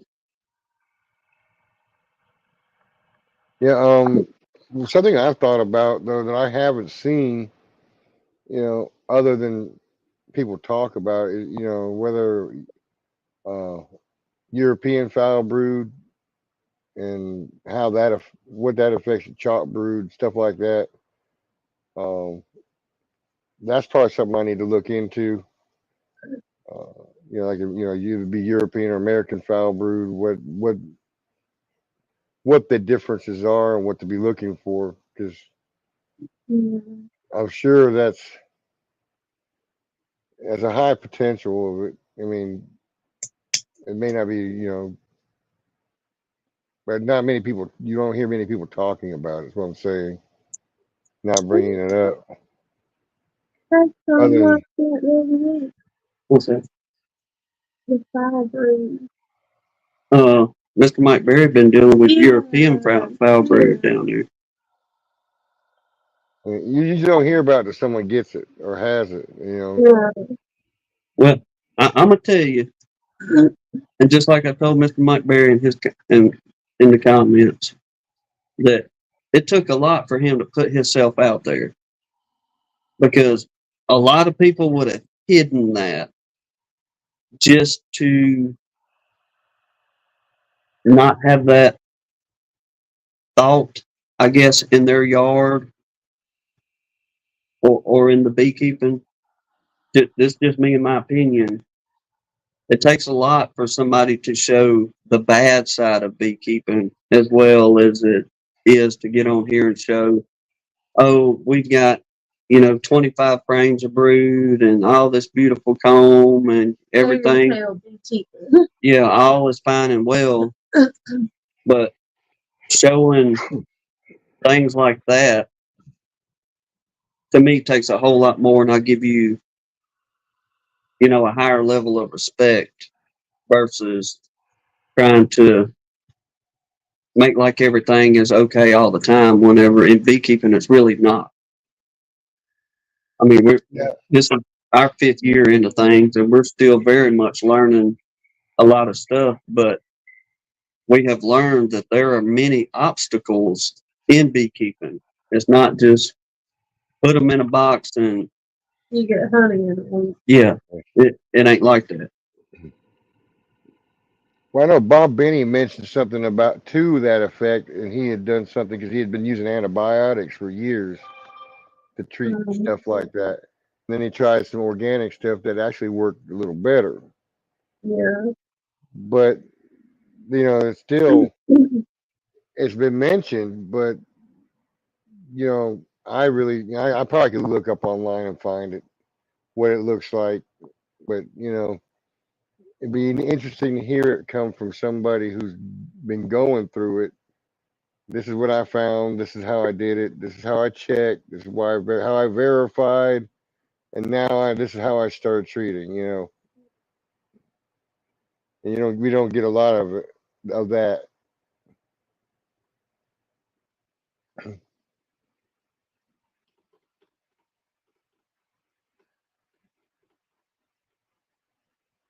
I didn't. Nah, he says that it's not the keeper's fault.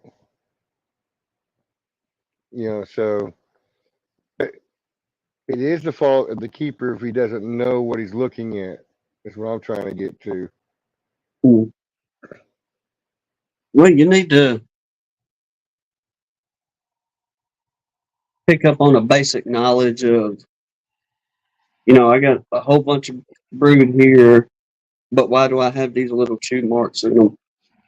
Things like that. Or why is my brood not looking right? Or why are they dragging out a whole bunch of brood?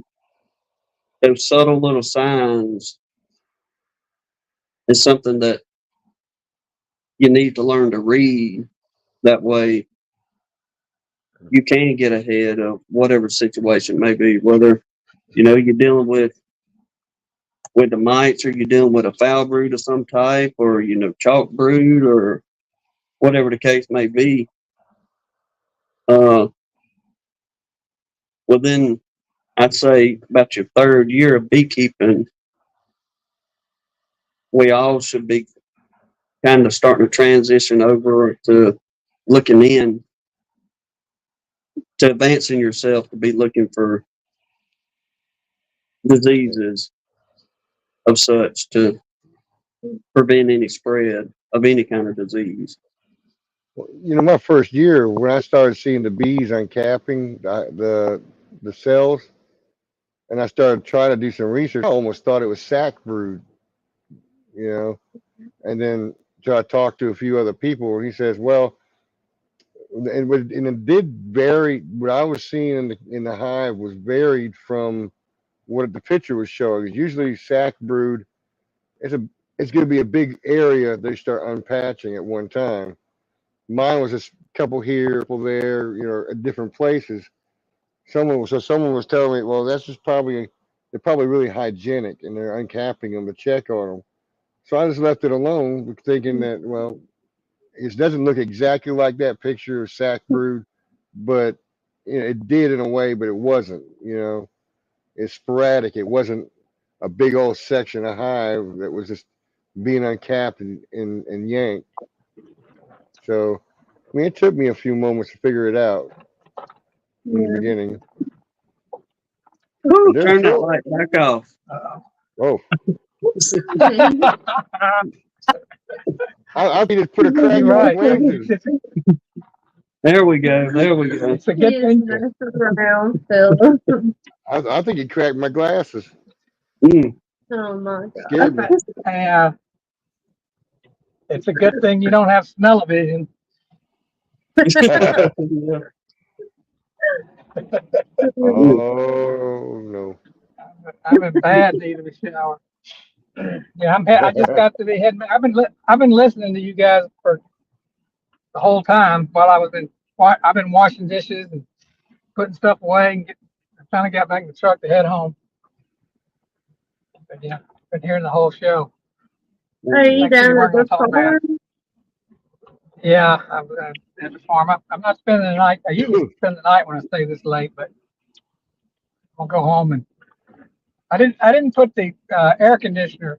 I have a window unit I throw up in the window of the cabin, so Mhm. I'm pretty dang hot. It's been 90 degrees or so down here and like 87% humidity or something ridiculous. Uh-huh. So Well, excuse me, Feels guys. like I'm gonna that have to. probably here. got pretty. I'm gonna have. I'm gonna have to sign off. I gotta go pick up my stepdaughter from work, so I'll probably still listen, but I'll be off of this. So I'll talk to y'all later, man. All right, Ed, take care of me. All right. See you later, Ed. All right. You have more I don't know if storm you can hear catchers me. coming? I had one more. Well, I'm not taking any back with me. I got a yard a mile and a half away from my farm. The guy down the road let me put it on his place, so I don't have to haul them all the way back home now, which is great. Well, that makes it much easier. Isn't that it? Might be.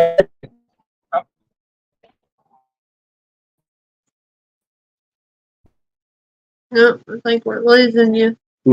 That mouth.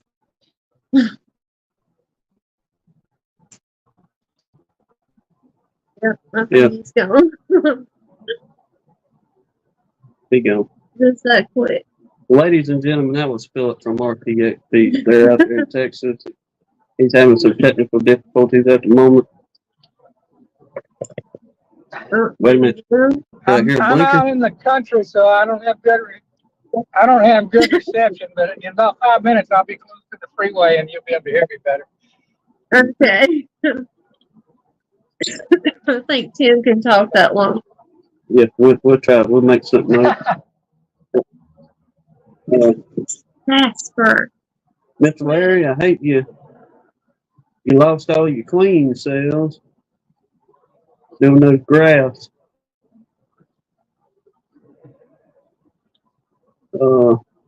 Black queen cell virus. That sounds nice. I guess that ain't a good thing. Something I have to look up and see exactly what all that is. Mm-hmm.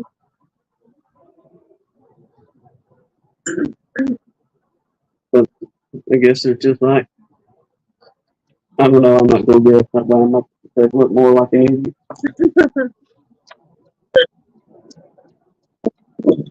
But, Let's see, we're up to how many? 1, 2, 3, 4 comments? yep, got the 4 right there. Yeah. We lost the 1. We had 5, but we lost the 1 because we split it just a little bit too much. So we turned 1 into 3. Yep. So we made a hiccup on that end. But Rub it in, Mr. Dan. He said, Carl, they harvested a whole 1 pound jar. yes, sir. We got them bragging rights here. Anybody beat that amount of honey this year? I told y'all it set a new record for us. Let us know.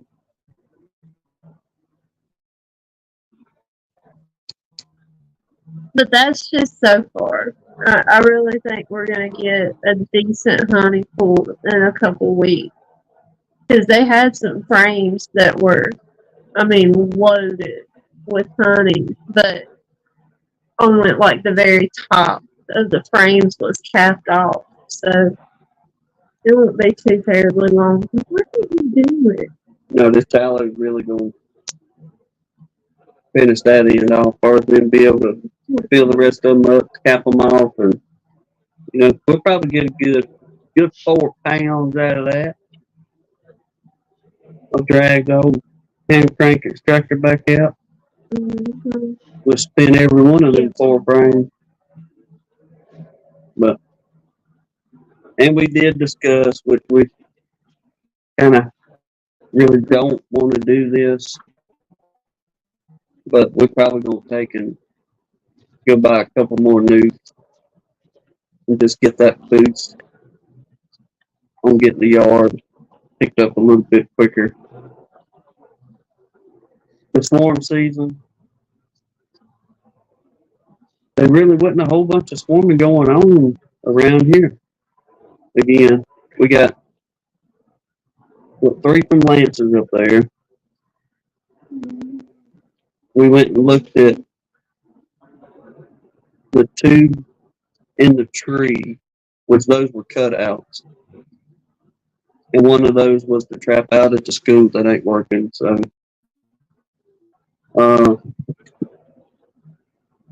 like far as abundance of swarms, once again this year, it was more than we had last year coming in, that's for sure. But It was still a really off year.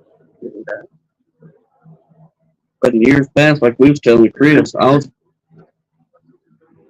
3 years prior or 2 years prior, we had empty nuke boxes sitting out there. We had empty 10 frame boxes sitting out there. And y'all, it seemed like every single day we come home and there was a swarm. But I don't know what's going on with nature around these parts. But then you get one like old Larimore, Keith Spillman up there. He can't keep up with them. No. A lot of you others can't keep up with all the swarms you're getting this year. Chris, Rodney, yeah, they've been getting a lot of swarms this year. Philip, Keith Larimore, Keith Spillman done good. Yeah.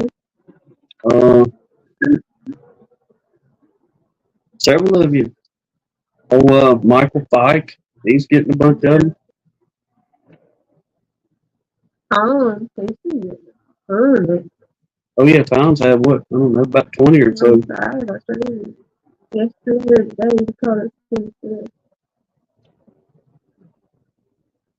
Y'all hear me now? We hear you now. All right, yeah, just about to the interstate. Yeah, I've caught 13 swarms in boxes. Awesome. Where you go? I don't know. I wanted to catch as many as Joey, but he's probably got 20. I don't know how many he caught this time. That's who I was Yes, trying to done think good of. too. Joey's been killing them. Sarah's caught a ton of swarms this year, too.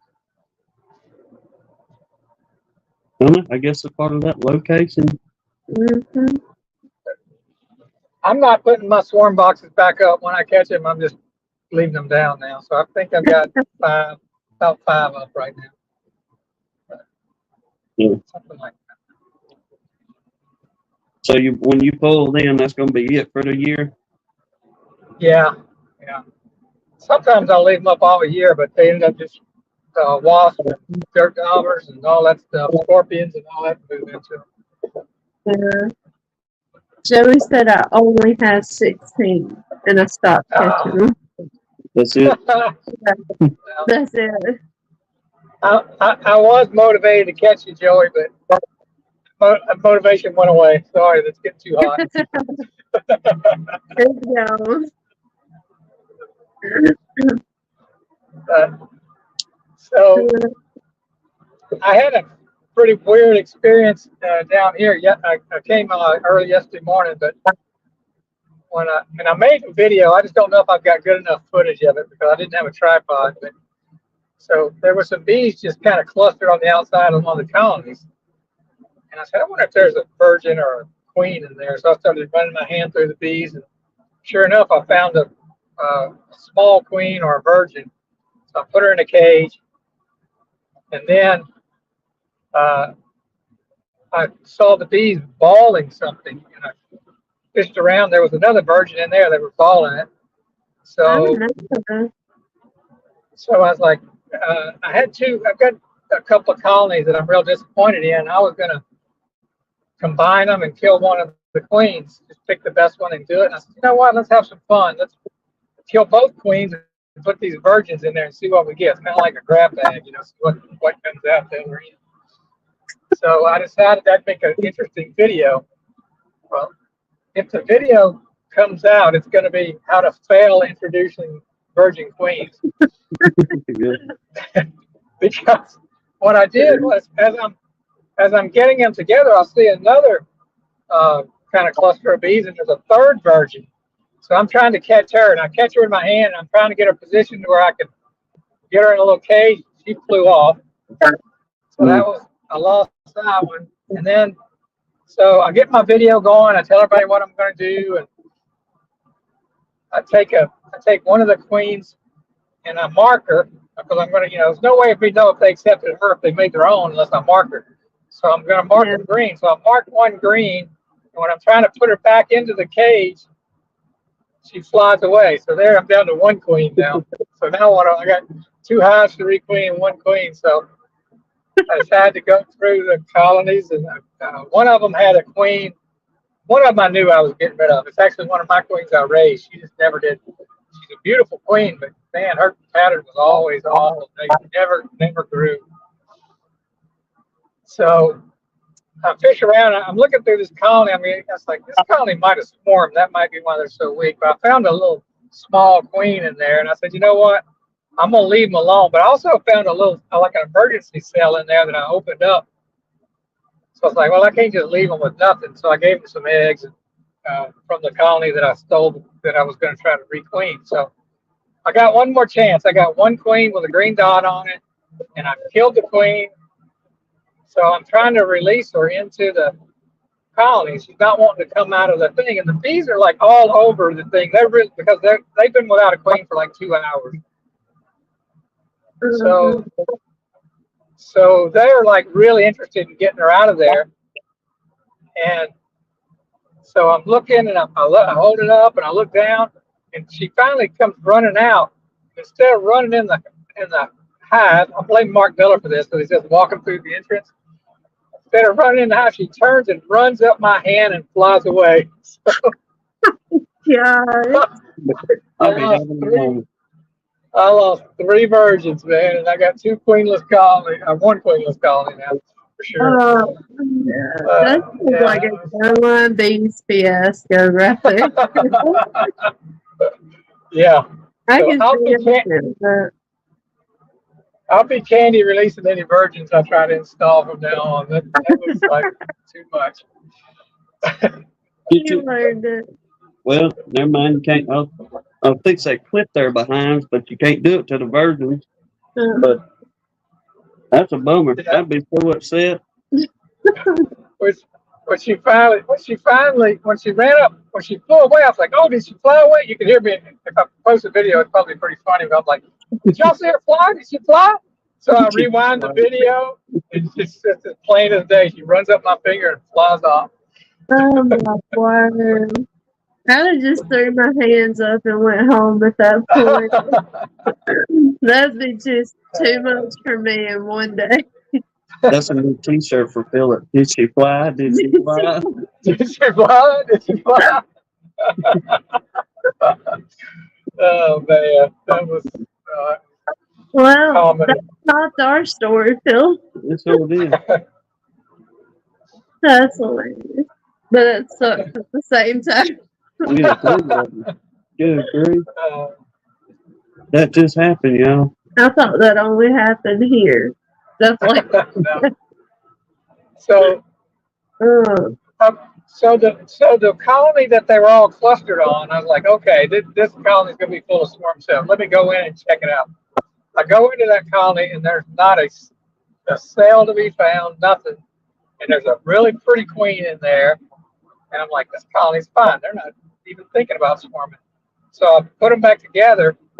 And then the colony next to them, one of the things I did this weekend, our flow is just really stuck because of all the rain. So I pulled all my honey supers. Or I didn't pull them off, but I took everything out that wasn't already drawn comb and just left some drawn comb on them. So if they fill it, they don't have to build anything. But anyway, as I'm going through all of them, one of them opened up and like something's wrong with this colony. So there's just hardly any bees in there. So I dig down and it's like the brood pattern looks really weird. I'm like, maybe they swarmed. I don't know, but I didn't see any queen cells. But then I find a queen in there. And so I was like, all right, I'm just going to put them back together. So I set a brick on it. I wasn't sure how to set it. You know, the queen in there, but it's a troubled queen. So I set the brick up like long ways facing the front on edge to remind me to come back and check it. Well, this afternoon, as I'm closing everything up, there's just like a swarm happening. And it's coming out of that same troubled colony. And they're not swarming into a tree. They're swarming up and then landing on the side of the box. Well, this is right next to the box that I found the 3 virgins in yesterday. But I didn't see any queen cells in that colony. So I look at them. And I'm thinking about, do I search through these for a virgin? Then I look at them and I go, you know what? You guys look terrible anyway. If you want to leave, just leave. I just turn and walk away. I'm done with y'all. That's right. Yeah. There's a time to But throw in the towel. I went back out there and they were gone, and but there was a lot of bees still at the entrance, so maybe they changed their mind. Or maybe they just wanted me to dig through them and find 3 virgins and use them. I don't know. Hey, Mr. Mark said you should have laid the cage at the front door and she'll come back to the cage. Oh, no, I didn't do that. I stuck it in my pocket.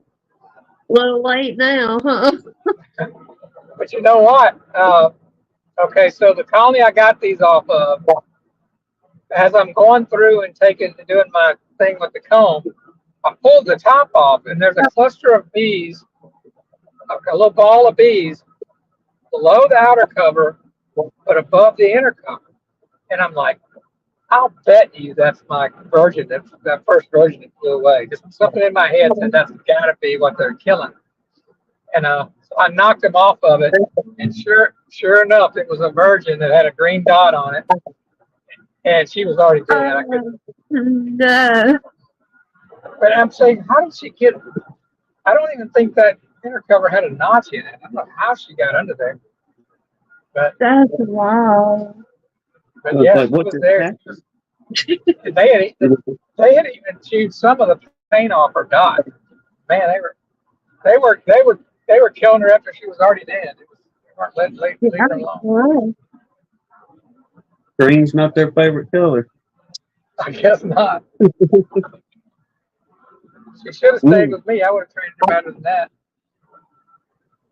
Seriously. At least one of you 3. Right.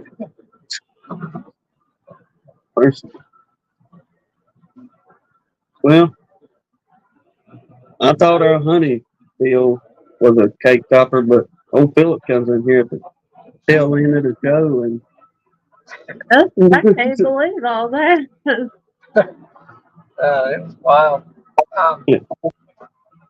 But you know, I'm not seeing any white wax. That's got me concerned. And I even mean even in swarms, the wax isn't like white and soft like it usually is. It's kind of dingy. So I just think we've got such a bad flow that the bees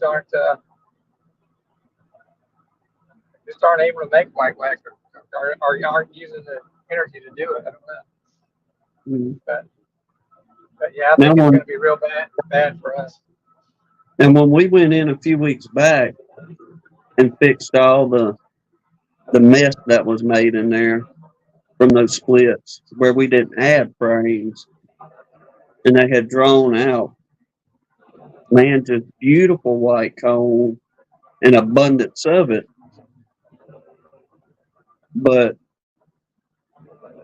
I guess there was just enough of that privet and whatever else for them to crank up real good, then it just stopped. Especially after we had got rubber bands on everything. Because whenever we was pulling frames today, looking, we was like, well, it's been at least a good 2.5 weeks since we've been in them, and we done all that, got everybody situated, rubber banded in frames. That we was pretty well figuring the majority of that they would have stitched off or built onto the frames, but there was just enough where they had built out to attach them to the frame. It was kind of like, it looked like columns every here and there, the best way to explain. Right. Yeah. But, Yeah, I saw a lot of that too. Where they had drawn comb, it was just like little teardrop shapes. But I don't know, So, but I was really hoping for a much better year, especially on the privet run, because, privet run really is what cranks us up as far as getting on a good honey flow. Then, we can extract every bit of that and turn right back around. And like now, and I think Mr. Larry said he was down in Louisiana, and from what we've been seeing up here, the popcorn trees or the tallow fixing to bloom. Then we know we can pull a second run off it, but it just the privet has not performed in the last couple of years.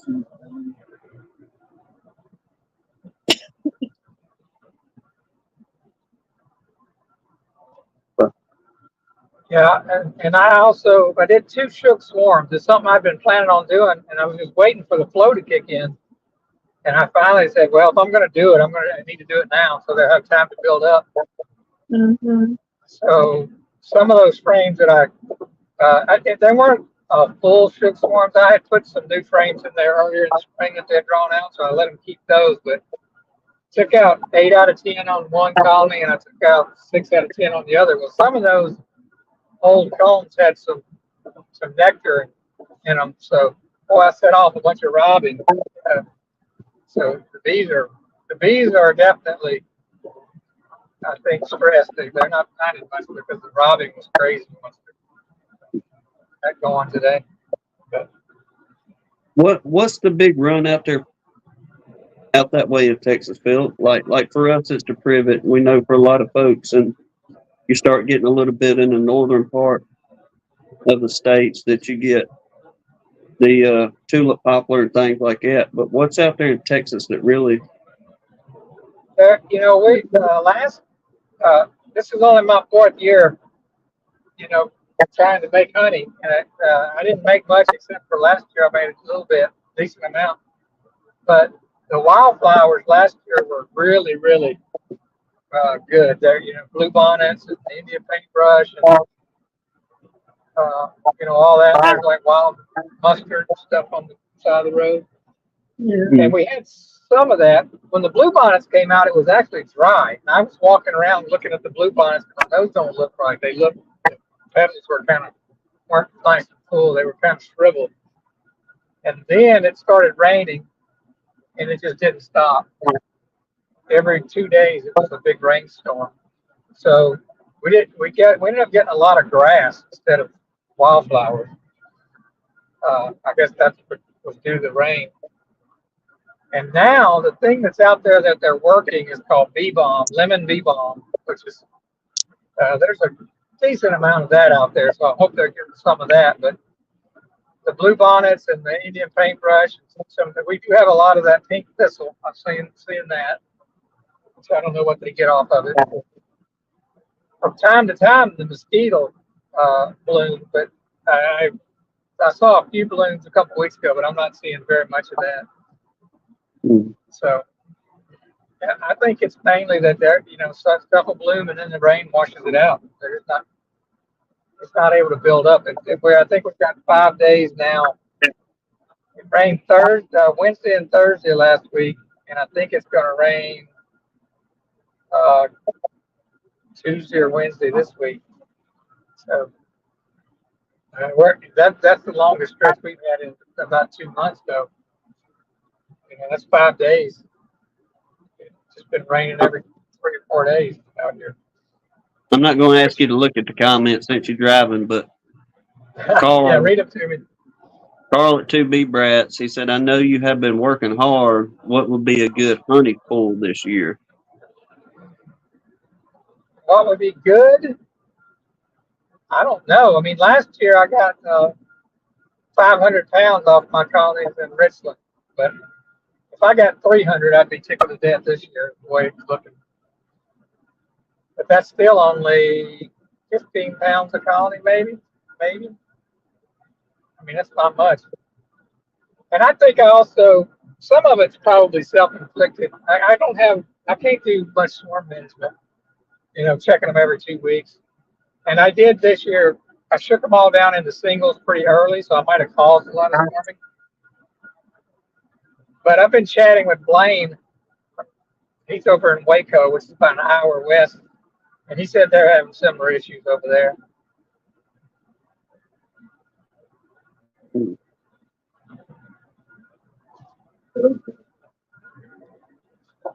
So yeah, I don't know. But I can just tell you compared to last year I had full supers of at least nectar.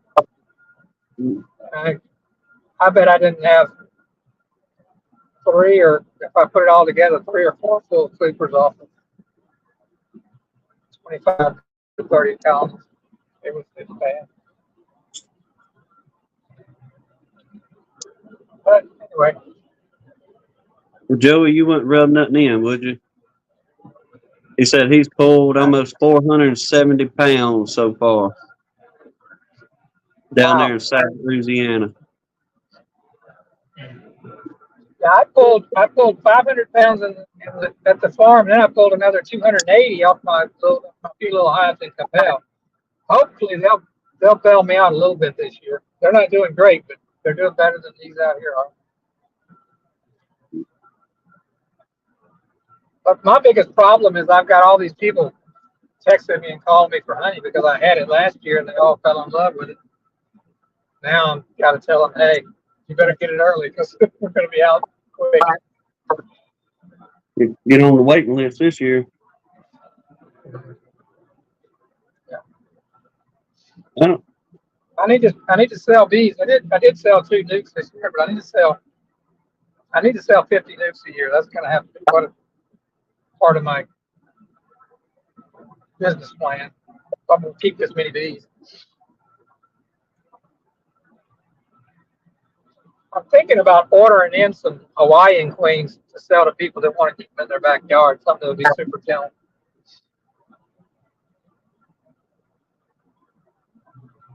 And if Joey's on there, ask him what when Bob Beatty was on your show last week, he talked about that Pole queen, VOL from Louisiana. I'm glad you brought that up. Yeah. Does Joey know anything about that? Let us know, Joe, if you know anything about the old pole queen. While we're waiting on that, Carl says, Philip, I hope you get a lucky float. I hope so too, Carl. I don't know where it's going to come from. A lot of it is the plants we have here. A lot of people, like in South Louisiana, they probably get these kind of rains, and the plants there are adapted to it. The plants here just aren't used to that much rain, so they don't know. It's not helping them. They're used to longer periods of dryness. So I know certain areas it rains, like that, like down in South Florida and places where it rains all the time. But, here we just don't get that kind of rain, so that the plants don't react to it well, except for some of the grasses grow like crazy. Joey says he don't know nothing about them. I mean that's for us. We're used to the large amounts of rain because our just average is 5 to 6 feet a year, and I know we probably didn't even get halfway to that last year, dealing with the drought and all that stuff, and kind of the way it's looking this year, we may be a bit of the same boat. I mean, don't get us wrong, we're getting rain, but it's not our typical. We get days upon days of a couple inches of rain daily. Yeah, we're getting like 2 inch rains, 2 and 3 inch rains weekly around here, which is really unusual. I think our average rainfall here is like 31, 32 inches a year. It's half of what you get. Pole springs for fall mostly. Okay. What did you say The about the neighbor, pole? Brian from Flower Street was saying pole stands for pollination. The USDA developed the pole line. That's different. Okay. Yeah, I'm just looking for something that's like super gentle. Brian's like a Almost fell new. walking encyclopedia for beekeeping. Yeah, let's see here. Brian saying the USDA developed the pole line, then they're hygienic bees meant for pollination, productivity, early buildup for almonds, and the Baton Rouge lab worked with commercial beekeepers to develop that strain of bee or genetic of bee. So they didn't say anything. They didn't breed them for gentleness, so they could be mean as hell. Yeah, take your chances on that. Yeah. Well, yeah. You know what's funny? Go ahead. Oh, go ahead. Well, I was gonna say the little bit of queen breeding I did this year, I basically did what I usually do. I pulled the queen out and then came back and cut out the cells of the one I wanted. And I think I got like 6 out of 8 or something like that. Or now I did make some more queens when I found some swarm cells, but the ones I intended to make, I was trying to make 12 or 15, but I think I only got about 8 viable cells. But I got 6 of those queens back, and 5 of those, one of them was a dud, but four of those were great. They're gentle, just like their mother, and all that. But one of those queens, as a nuke, is crazy hot. I mean, as a nuke, you expect them to be not hot at all, but Yeah. So I'm doing a video for people that were buying a couple of nukes from me. So I'm going through. I'm not using smoke. I've just got a veil on and barehanded, showing them each frame and all that. And I get to that one and I open it up and I get 3 stings on my hand. Like, whoa. So I just tell them, look, I got to go get the smoke and some gloves. And they were just all over me. So it's just like, how can that be? I know they got different, drones, but well, that was an outlier. So I moved those out here to the farm this weekend. So they've been banished. Y'all got a bad attitude. Got to go. In my experience, if they're mean when they're new, they're unbearable when they get bigger. Yeah. I don't want any of those anymore. Mr. Larry, we had the same run with the privet. I mean, it was just all over the place, pretty as could be. For about a week, we could walk out our front door and you could just smell the privet in the air. I mean, it smelled good. You just got a good whiff of that floral, but it, like you say, they sure wasn't on it. like you would think they would have been. I mean, we saw them hitting it some, but nothing like normal, I guess. Maybe they lost their taste for it after an off-road last year and they couldn't pack it.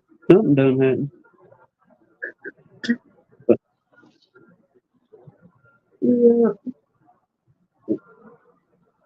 Yeah. You got on But the there? mean, those mean Yeah. bees,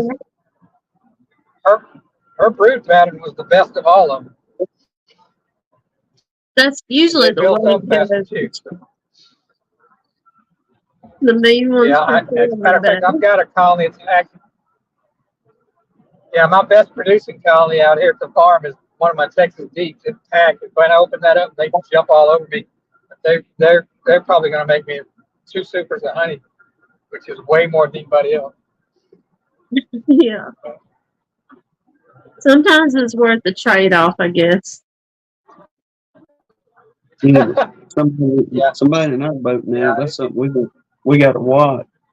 Yeah. We can't even take the chance of having a hot hive, if you will. I mean, if you watch, some videos, you can't even walk out into your yard without them tearing your tail up, and you can be 75, 100 feet away from them, and they coming after you.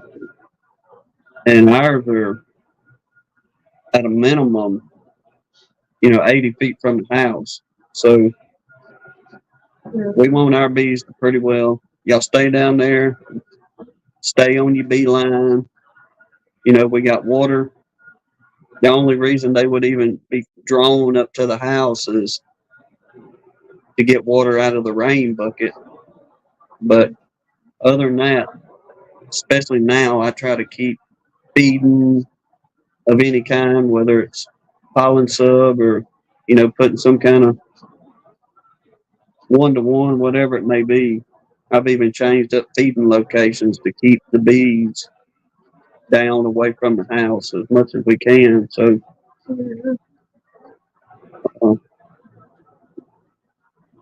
which for everybody in the long run, it makes for a much better beekeeping experience. You get into them and you're not getting your tail tore up, but at the same time, don't matter who you are, from time to time, you're going to get a hot hive.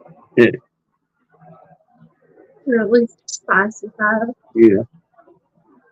Well, today I was working all those colonies, and they were robbing each other, but they weren't bothering me that much. It was so hot. I think working them in the heat, they don't want to. They're not. It's not like a cloudy, overcast day. So they were actually pretty easy to work today. It was real hot, and humid. Nobody wants to fight when it's that hot. Exactly. Yeah, even that one that I expected them to be mean, because they're the ones I wanted to really go into and give them as much of the drone calm as I could. And I was like, wait a minute, these aren't coming after me today like they used to do. Matt, but it just, from what we've seen, it's going to depend on the size of that swarm and how early you get that swarm. With the weather, if you'll be able to get anything off of them. Imagine if you got a good size one, and if you get them early in the season before your flow really turns on, then you may be able to get a little bit off of them. I wouldn't expect Not a bumper crop. not an 80 to 100 pound yield off of them by no means, but I mean, me and Hannah, we went out there year before last and just was tinkering around one day, and we pulled, what was it, 7 frames, and got 40 something pounds of honey out of those 7 frames. So I'll say that you can probably get you a little bit, but I wouldn't expect to get a great deal off of them this year. Next year, absolutely. But it's all in time, and if everything works out just right.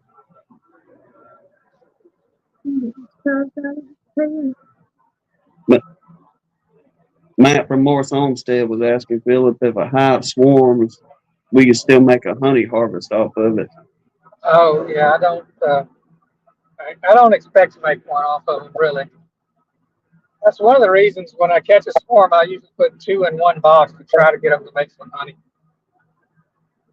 I'll put a divider between them, and then I'll have them share a honey super. Now, last year I did that, and it worked okay, but when I got to looking at them late in the year, one of the queens had been killed off. So I think when they get into a dirt, they take the stronger one wins out. So this year, my plan is to, as soon as the flow ends, which is not really much of a flow right now, but before like July 1st, I was going to split them to try to keep from losing so many.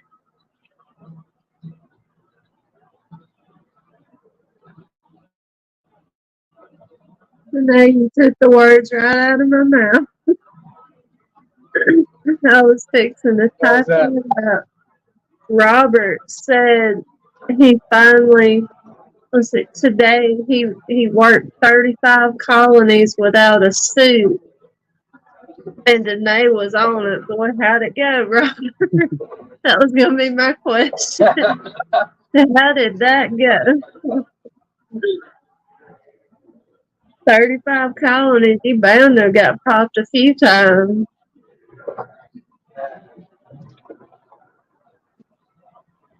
Yeah, if I'm going to go into the brood area, I'm always going to be suited up. Yeah. At least a veil. Mm-hmm. Yeah, I don't want them in my face. I can get popped on my hands and arms and all that, but I don't want them in my face.